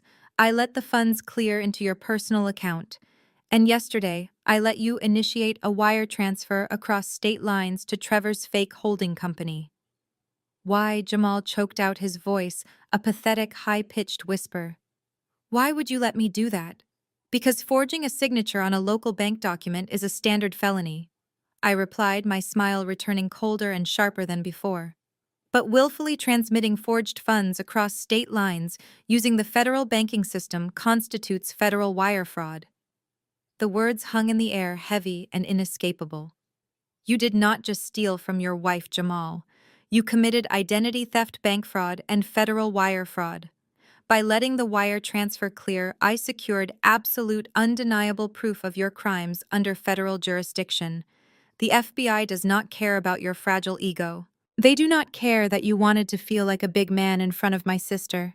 They only care about the paper trail. And the paper trail I handed them is completely flawless.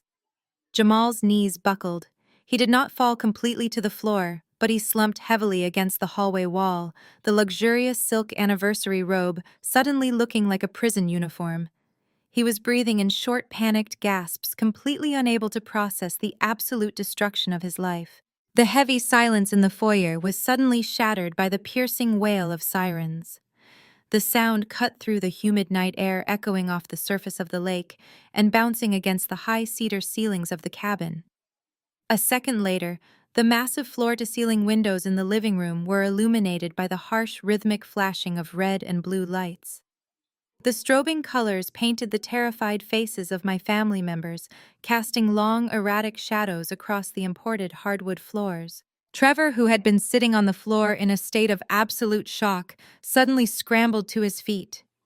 He looked toward the flashing lights and let out a breathless, desperate laugh. The sound was manic, fueled by a sudden false surge of hope. He genuinely believed that his hired muscle had done their job. He thought the local county sheriff had arrived to remove the crazy trespassing woman who was ruining his life. "You are finished, Maya." Trevor spat, his chest heaving as he pointed a shaking finger at me. "I told the guards to call the cops 10 minutes ago. You just confessed to harassing a legitimate business owner. You are going to jail." I did not even bother to correct him. I just stood perfectly still, my hands resting calmly at my sides, and watched the front doors. The heavy oak doors were pulled open from the outside. But the men who stepped over the threshold were not wearing the tan uniforms of the local county sheriff. They were wearing dark, tactical windbreakers. Emblazoned across the back and chest of their jackets in bold, unmistakable yellow lettering were the initials of the Federal Bureau of Investigation. 6 federal agents stepped into the foyer, their presence instantly sucking all the remaining oxygen out of the room. They moved with a terrifying, coordinated efficiency, immediately fanning out to secure the exits. The 2 private security guards who had tried to grab me earlier took one look at the federal badges hanging around the agents' necks and immediately backed against the wall, raising their hands in silent surrender. Trevor stopped breathing. His hand dropped to his side. The manic smile slid off his face, replaced by an expression of pure, unadulterated horror. Stepping into the cabin right behind the lead agent was a woman wearing a sharp-tailored burgundy suit. It was Keisha, my realtor, my friend. Keisha walked confidently past the armed agents, her heels clicking sharply against the floor. She did not look at Trevor or Jamal.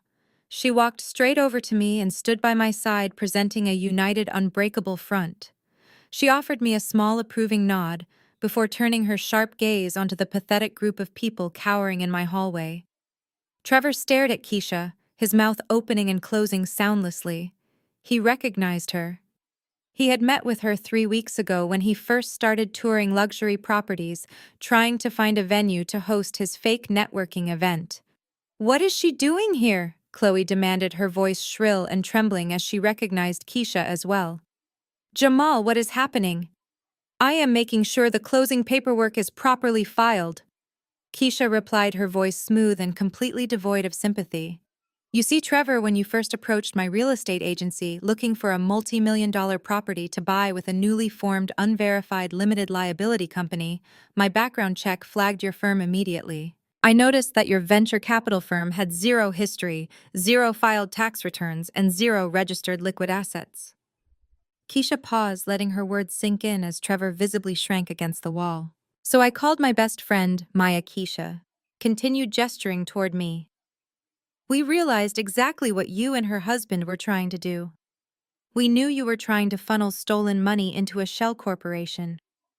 But we also knew that if we stopped you right then, you would just find another way to hide the theft. We needed you to actually commit the crime on a federal level.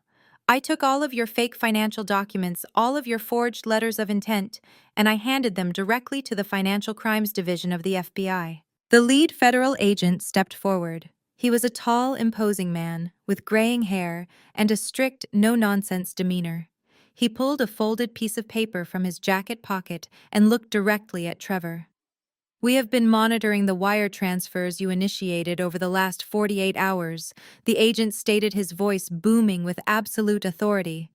"We were just waiting for the stolen funds to officially cross state lines into your holding accounts to establish federal jurisdiction. That transfer cleared exactly 1 hour ago." Trevor let out a pathetic whimper. He looked around wildly, as if expecting to find a secret exit that the federal agents had somehow missed. But he was completely trapped. "Are you the individual operating under the name Trevor Hayes?" the agent asked, though it was clearly not a question. Trevor could not speak. He just nodded, his entire body shaking violently. "And are you Jamal Carter?" the agent asked, turning his steely gaze toward my husband, who was still slumped against the wall in his luxurious silk robe. Jamal looked at me, his eyes wide and begging. He was silently pleading with me to stop this, to call off the dogs, to be the obedient, forgiving wife I had always been. But I just stared back at him with eyes as cold as the lake water outside. I did not blink. I did not flinch. I let him see that the woman he thought he could manipulate and steal from was completely gone. Jamal slowly nodded his head, completely defeated. The agent turned to his team and gave a short nod. "Detain them both." The speed at which the agents moved was breathtaking. 2 agents grabbed Trevor, spinning him around and slamming him face first against the wall. The sound of his nose hitting the expensive cedar paneling was loud and deeply satisfying. They pulled his arms behind his back, and the sharp metallic click of handcuffs echoed through the silent foyer. Trevor began to sob loudly, the arrogant tech bro reduced to a weeping, broken criminal in a matter of seconds. 2 other agents approached Jamal. They grabbed him by the arms and hauled him to his feet. He tried to pull away his panic, finally overriding his shock. "Wait, please, it is a misunderstanding," Jamal cried out, his voice cracking. "My wife is just angry about the divorce. I can give the money back. I can reverse the transfer. You cannot reverse a federal crime, sir," one of the agents replied flatly, twisting Jamal's arms behind his back. The handcuffs snapped shut around his wrists, binding him tightly. Chloe let out a blood-curdling scream. She lunged forward, trying to grab Jamal away from the federal agents. "You cannot take him!" she shrieked, tears ruining her perfect makeup. "We are building an empire. You cannot do this to us." An agent stepped squarely into Chloe's path, putting a firm hand up to stop her advance. "Ma'am, step back immediately, or you will be arrested for interfering with a federal investigation," the agent warned sharply. Chloe froze, her hands hovering in the air. She looked at Jamal, who was crying like a child, and then she looked at Trevor, who was bleeding from his nose and babbling incoherently about escrow accounts. The 2 men who were supposed to fund her lavish high society life were currently wearing stainless steel bracelets, facing decades in federal prison. Evelyn rushed forward, her face pale with terror. She grabbed Chloe and pulled her back, trying to shield her golden child from the devastating reality unfolding in my foyer. My mother looked at me, her eyes filled with a mixture of disbelief and absolute horror. She finally realized that the legacy she thought her favorite daughter was building was nothing but a house of cards, and I had just set the entire thing on fire. The front doors of the cabin were pushed open wide. The group of wealthy investors who had stormed out just moments before were escorted back into the foyer by 3 additional federal agents who had secured the perimeter of the property. The agents needed statements from everyone who had engaged in financial transactions with Trevor. Richard, the lead investor, who had questioned the title search earlier, pushed his way to the front of the group. His face was pale, his eyes darting from the flashing red and blue lights outside to the sight of Trevor bleeding against my cedar wall. The lead federal agent was loudly reading Trevor his Miranda rights. The words echoed through the room, officially stamping a federal criminal label onto the man my mother had worshipped. Richard did not care about Trevor's bleeding nose or Jamal's quiet sobbing. He cared about his money. He marched straight up to the federal agent holding Trevor by the collar. Officer Richard demanded, his voice shaking with absolute rage. "I need to know the status of the holding accounts. This man just told us our initial investment capital was secured in the same escrow portal as his family mortgage funds." The lead agent did not even look at Richard. He simply pulled a pair of latex gloves from his tactical jacket. "There is no escrow portal, sir," the agent stated flatly. "The routing numbers this firm used were traced to an offshore shell company.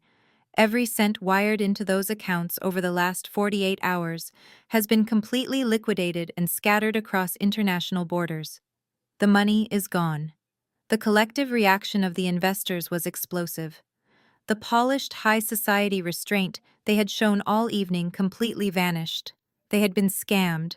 They had handed millions of dollars to a man who used it to fund a fake networking party in a stolen lake house.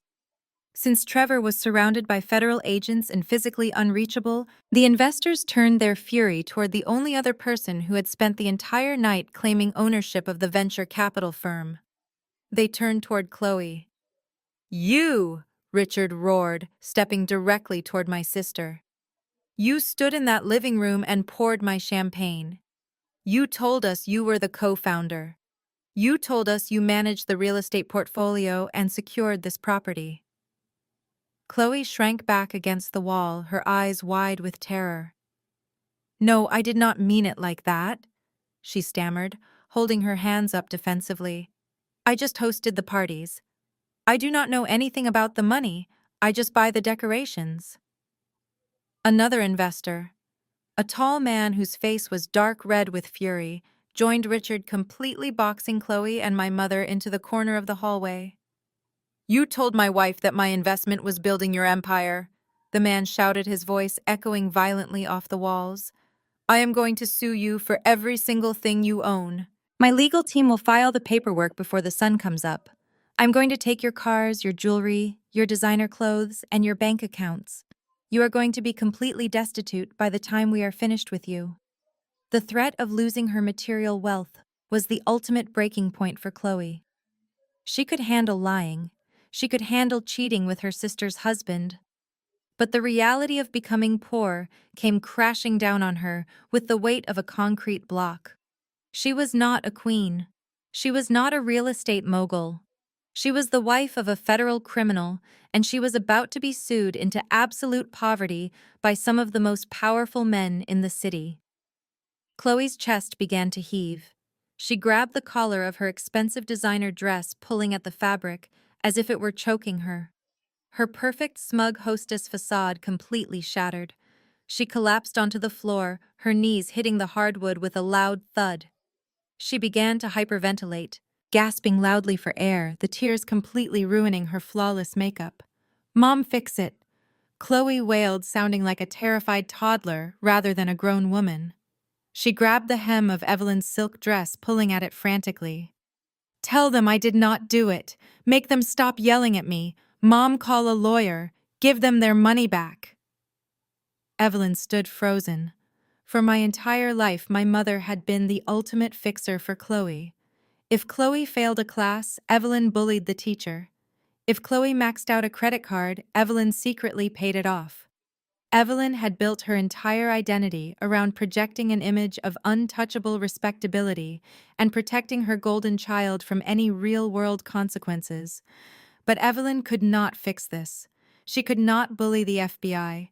She could not manipulate a room full of furious white billionaires who had just been robbed. Evelyn tried to step forward, raising her hands in a desperate attempt to pacify the angry men. She put on her best, most refined church lady voice, the same tone she used to command respect at our Sunday family dinners. "Gentlemen, please," Evelyn begged, her voice trembling as she tried to force a polite smile. "My daughter is innocent. She is just a traditional wife supporting her husband. She does not understand business. We will figure this out. Our family has a strong legacy. We are good people."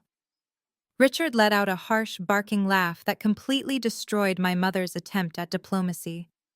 "Your legacy is a fraud," Richard spat, looking Evelyn up and down with absolute disgust. "Your son-in-law is a thief. Your daughter is an accomplice." Do not talk to me about legacy while federal agents are dragging your family out in handcuffs. Evelyn flinched as if she had been physically struck. The respectability she craved so desperately had been stripped away in front of a dozen witnesses. She was no longer the matriarch of a successful, wealthy family. She was the mother of a scammer, standing in a house she did not own, completely powerless. In her absolute desperation, Chloe let go of Evelyn's dress and crawled a few inches across the floor toward me. She looked up at me with mascara running down her cheeks, her pride entirely broken. "Maya, please," Chloe sobbed, reaching a shaking hand toward my shoes. "Tell them the truth. Tell them you own the house. Use your corporate accounts to pay them back. You have the money. You are my sister. You have to protect me." I looked down at the woman who had spent 6 months sleeping with my husband. I looked at the woman who had just told me I was not a real wife. I took one slow, deliberate step backward, removing myself entirely from her reach. "I am an auditor, Chloe," I replied softly, my voice perfectly steady. "I only protect valid assets. And you are a liability. I just wrote off completely." Evelyn watched me step away from Chloe. The reality of the federal agents processing Trevor finally broke through my mother's impenetrable wall of delusion. The high society fantasy was burning to the ground all around her, and she finally realized that the only person holding a bucket of water was the daughter she had just completely disowned. Evelyn lunged toward me, abandoning every ounce of the refined, arrogant posture she had maintained for my entire life. She grabbed my forearms with a desperate, clawing grip. Her perfectly styled hair was coming undone, and her eyes were wide with a frantic, animalistic panic. "Maya, you have to fix this right now," Evelyn begged, her voice cracking as the federal agents hauled Trevor to his feet. "You are the CEO of that holding company. You have the liquid assets. Write a check to those investors before they file a lawsuit against Chloe. Post Trevor's bail tonight. Hire the best defense attorneys in Atlanta. We cannot let him go to federal prison. The church will find out. The entire community will know. It will destroy the family name. You have to save us." I looked down at her hands gripping my tailored blazer. I did not pull away immediately. I just stared at her fingers until she realized she was gripping me too tightly and nervously let go. "Save the family name," I repeated, my voice a hollow echo in the chaotic foyer. "The same family name you told me I was an embarrassment to exactly 10 minutes ago. The same family name you said was going to be carried on by Trevor and Chloe's imaginary empire." Evelyn swallowed hard, shaking her head rapidly. "I was upset, Maya. I did not know the truth about the money. I did not know he was a fraud. But you are my daughter, and you have a duty to protect your sister. You have the power to make this go away. We are family." I reached into my Louis Vuitton bag. Evelyn's eyes lit up with a sudden, desperate hope. She genuinely assumed I was pulling out my corporate checkbook to buy her golden child out of federal custody. But I did not pull out a checkbook. I pulled out a single sheet of officially stamped legal paper. I held it out to her. Evelyn took the paper, her hands trembling. She looked down at the bold black text, her brow furrowing in deep confusion. "What is a notice to vacate?" she asked, her voice dropping to a whisper. 6 months ago, I said, making sure my voice carried over the sound of the police radios, my financial analytics software flagged a public notice. "Your house, the home I grew up in, the house you bragged about to all your friends, was placed in active foreclosure." Evelyn gasped, stepping back as if the paper had suddenly burned her fingers. Chloe, who was still weeping on the floor, suddenly stopped crying and looked up at our mother in pure shock. "You secretly filed for bankruptcy, Evelyn," I continued, mercilessly exposing her deepest, darkest secret to the entire room. "You took out 3 separate high-interest personal loans to pay for Chloe's lavish destination wedding because Trevor's fake venture capital money was tied up. You bought her designer handbags and funded her lifestyle to keep up appearances, and you completely bankrupted yourself doing it. The bank was going to seize your house and throw you out onto the street." "No," Evelyn whispered, tears finally spilling over her eyelashes. Do not say this in front of everyone. I bought your house at the foreclosure auction, I declared, refusing to lower my voice. I bought it through Apex Horizon Holdings. I paid off your massive debts entirely in cash so you would not end up homeless. I let you live there rent-free. I never said a word because I hoped that maybe, just maybe, my silent support would finally earn me an ounce of your respect. I took a deliberate step toward her, forcing her to look me in the eye. But tonight you stood in this hallway. You defended the man who broke my heart. You praised the sister who slept with my husband. You demanded I use my money to fix their mistakes. And you looked me dead in the eye and told me I was nothing but a bitter footnote in your life. Evelyn covered her mouth with her hand, a strangled sob escaping her throat. She finally understood the magnitude of her colossal mistake. She had bitten the only hand that had been secretly feeding her for half a year. I am officially evicting you, Evelyn, I said, my tone absolutely devoid of mercy. You have exactly 30 days to pack your belongings and vacate my property. If you are not gone by the 1st of the month, I will have the county sheriff throw everything you own onto the curb. You wanted to wash your hands of me. Consider it done. You are no longer my mother, and I am no longer your landlord. The paper slipped from Evelyn's fingers, fluttering gently to the hardwood floor. She collapsed back against the wall, her hands covering her face as she broke down into loud, ugly sobs. She had nothing left.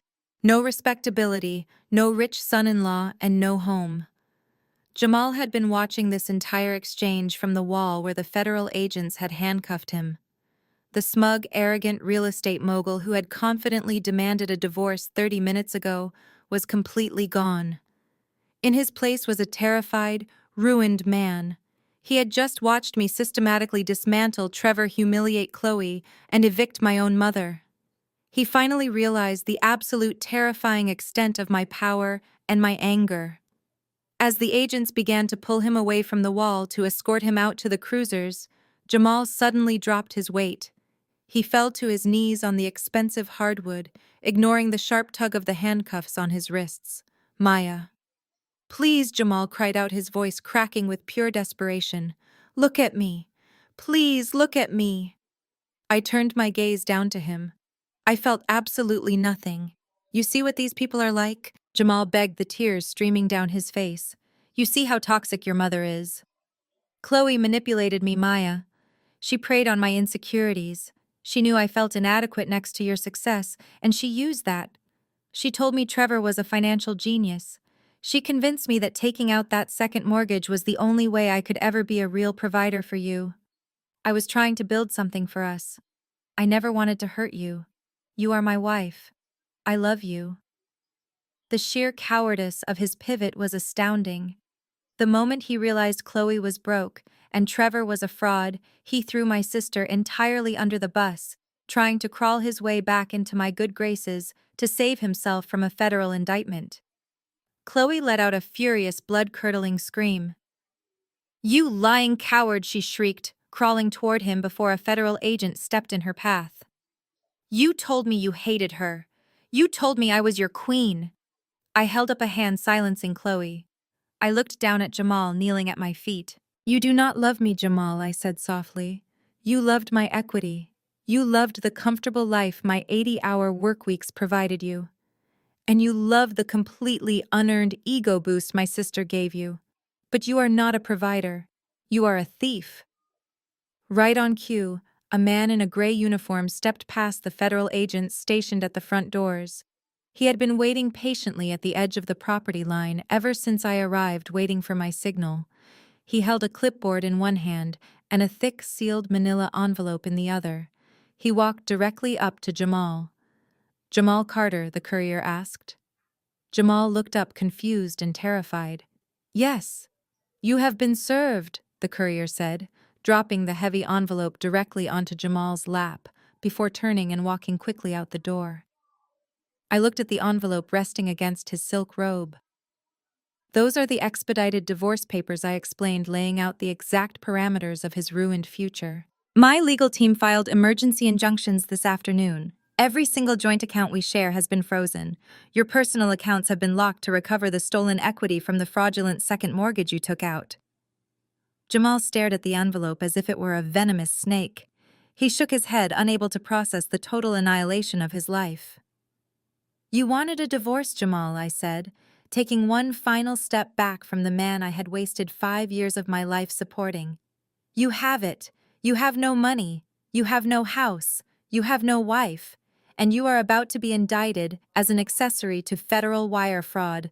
Enjoy the empire you built." I turned my back on him. I did not watch as the federal agents hauled my sobbing husband and my bleeding brother-in-law out the front doors and into the back of the flashing police cruisers.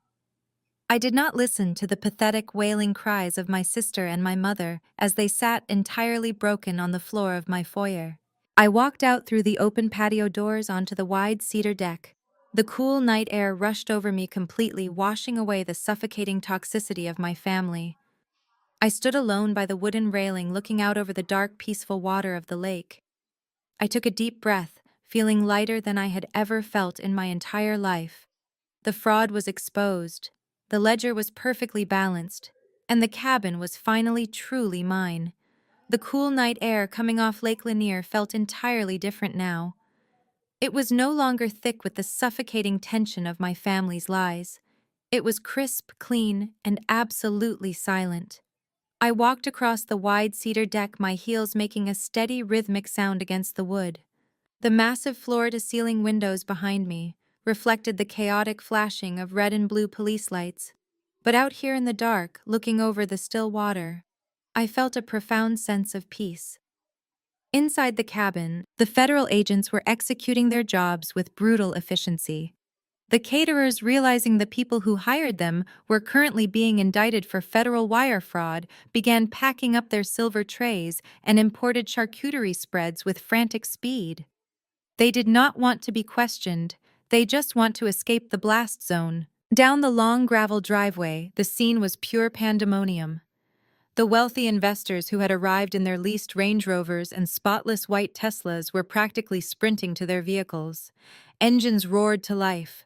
Tires spun aggressively in the loose gravel, kicking up thick clouds of gray dust as the men scrambled to distance themselves from Trevor's radioactive venture capital firm. They peeled out onto the main road, their taillights disappearing into the Georgia night, taking with them every single ounce of the high society validation my sister and my mother had craved. I walked over to the custom outdoor stone fire pit. Resting on the granite side table was a crystal decanter of expensive single malt scotch. It was the bottle Trevor had proudly opened earlier to toast his magnificent new empire. I picked up a clean glass, poured myself a generous measure, and took a slow sip. The amber liquid burned pleasantly down my throat. It tasted exactly like victory. I leaned against the heavy wooden railing of the deck and watched the final act of the tragedy unfold in my driveway. 2 federal agents marched Trevor out the front doors first.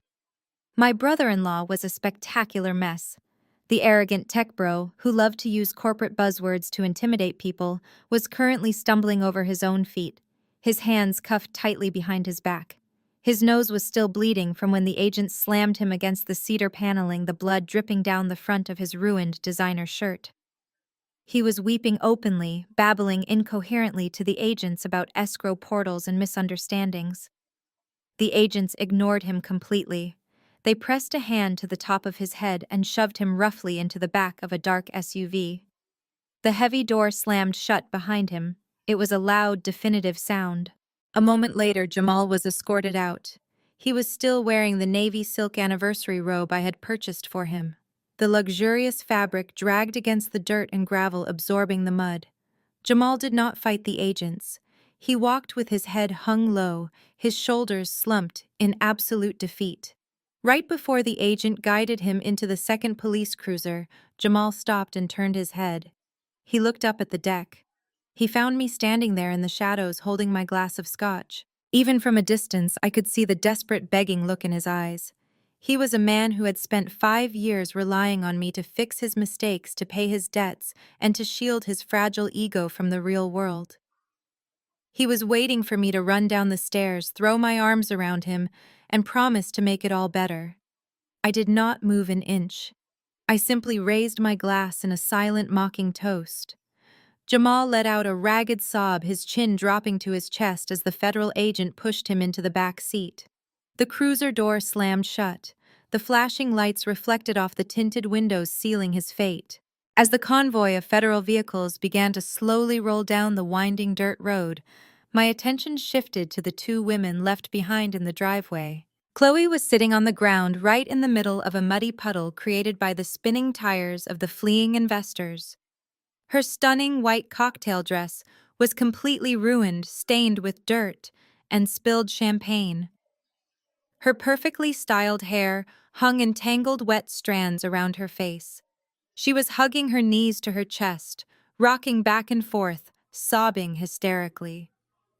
She had just watched her wealthy husband and her stolen lover get hauled off to federal prison. Her fake empire was gone. Her status was gone. She was absolutely nothing.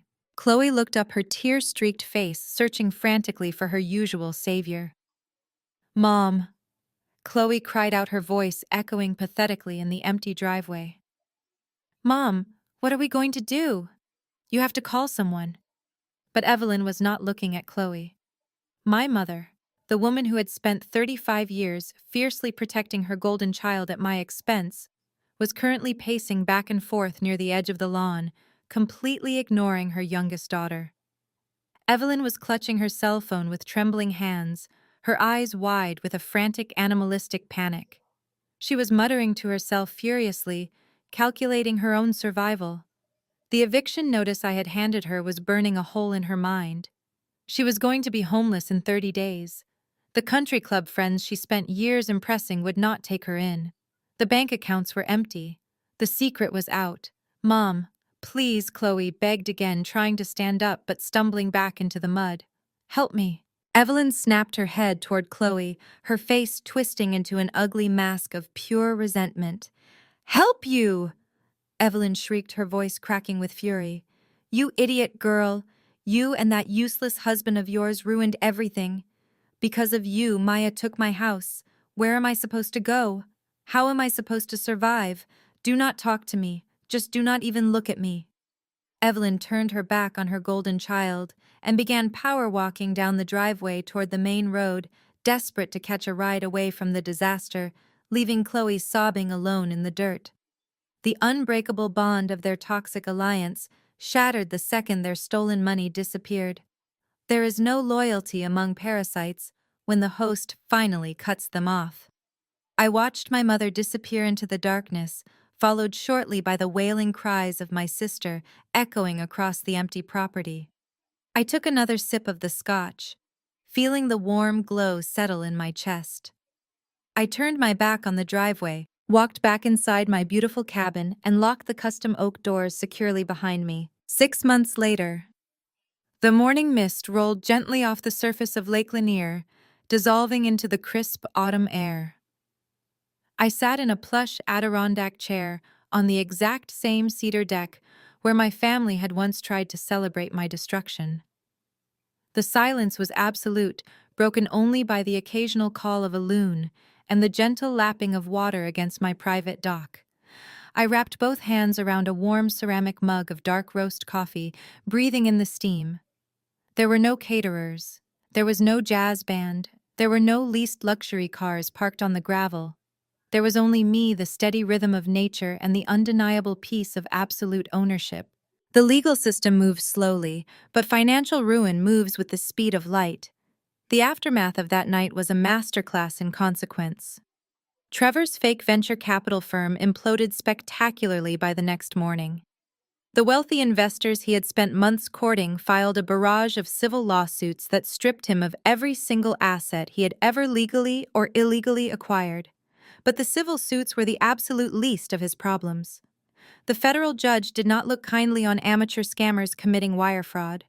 Trevor is currently wearing a standard-issue orange jumpsuit in a federal penitentiary facility in Florida, serving a 10-year sentence.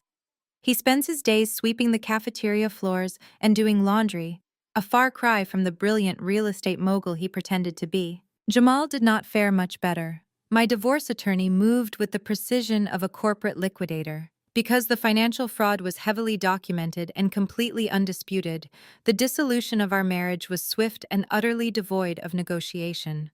Jamal tried to plead his case to the federal prosecutors, weeping in the courtroom and begging for leniency by claiming he was manipulated by my sister. They offered him a plea deal to avoid a lengthy trial that would have locked him away for decades.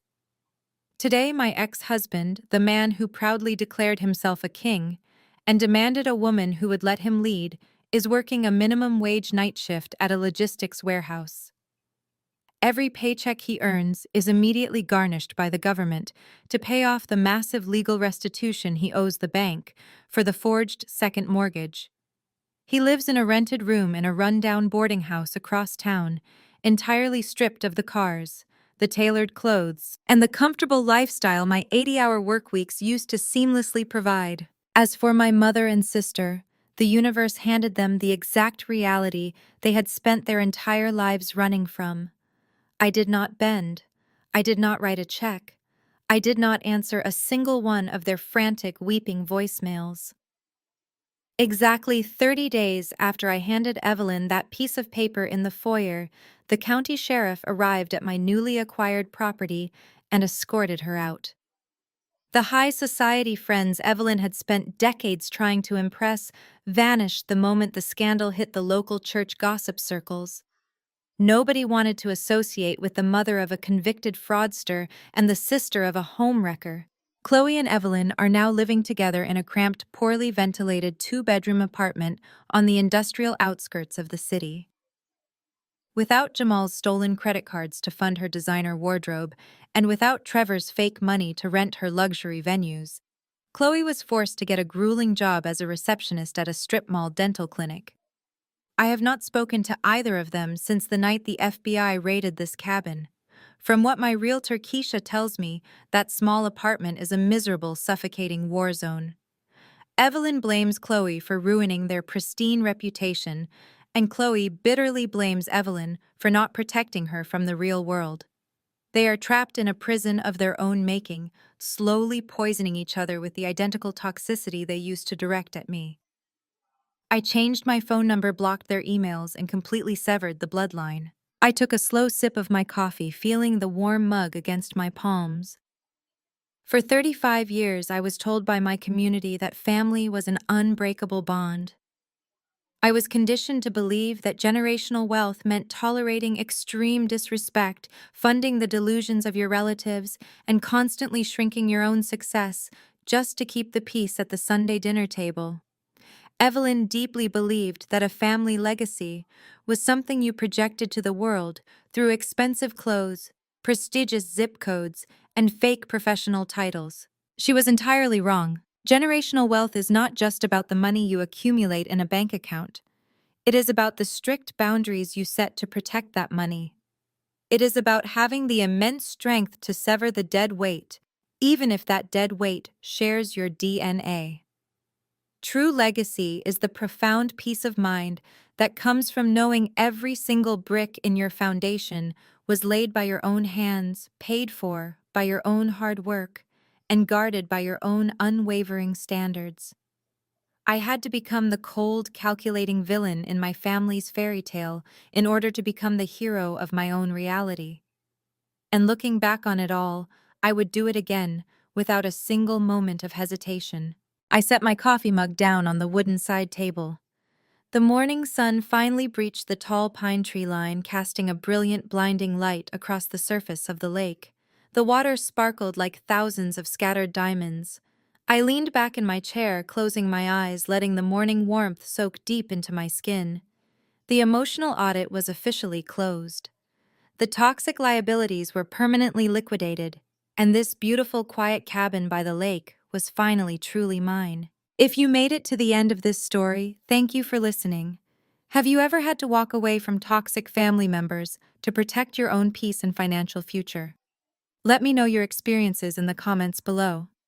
Remember to hit the like button, subscribe to the channel, and share this video with anyone who needs a firm reminder that your success is your own and you owe absolutely no one an apology for protecting what rightfully belongs to you. Stay strong, protect your peace, and I will see you in the next video.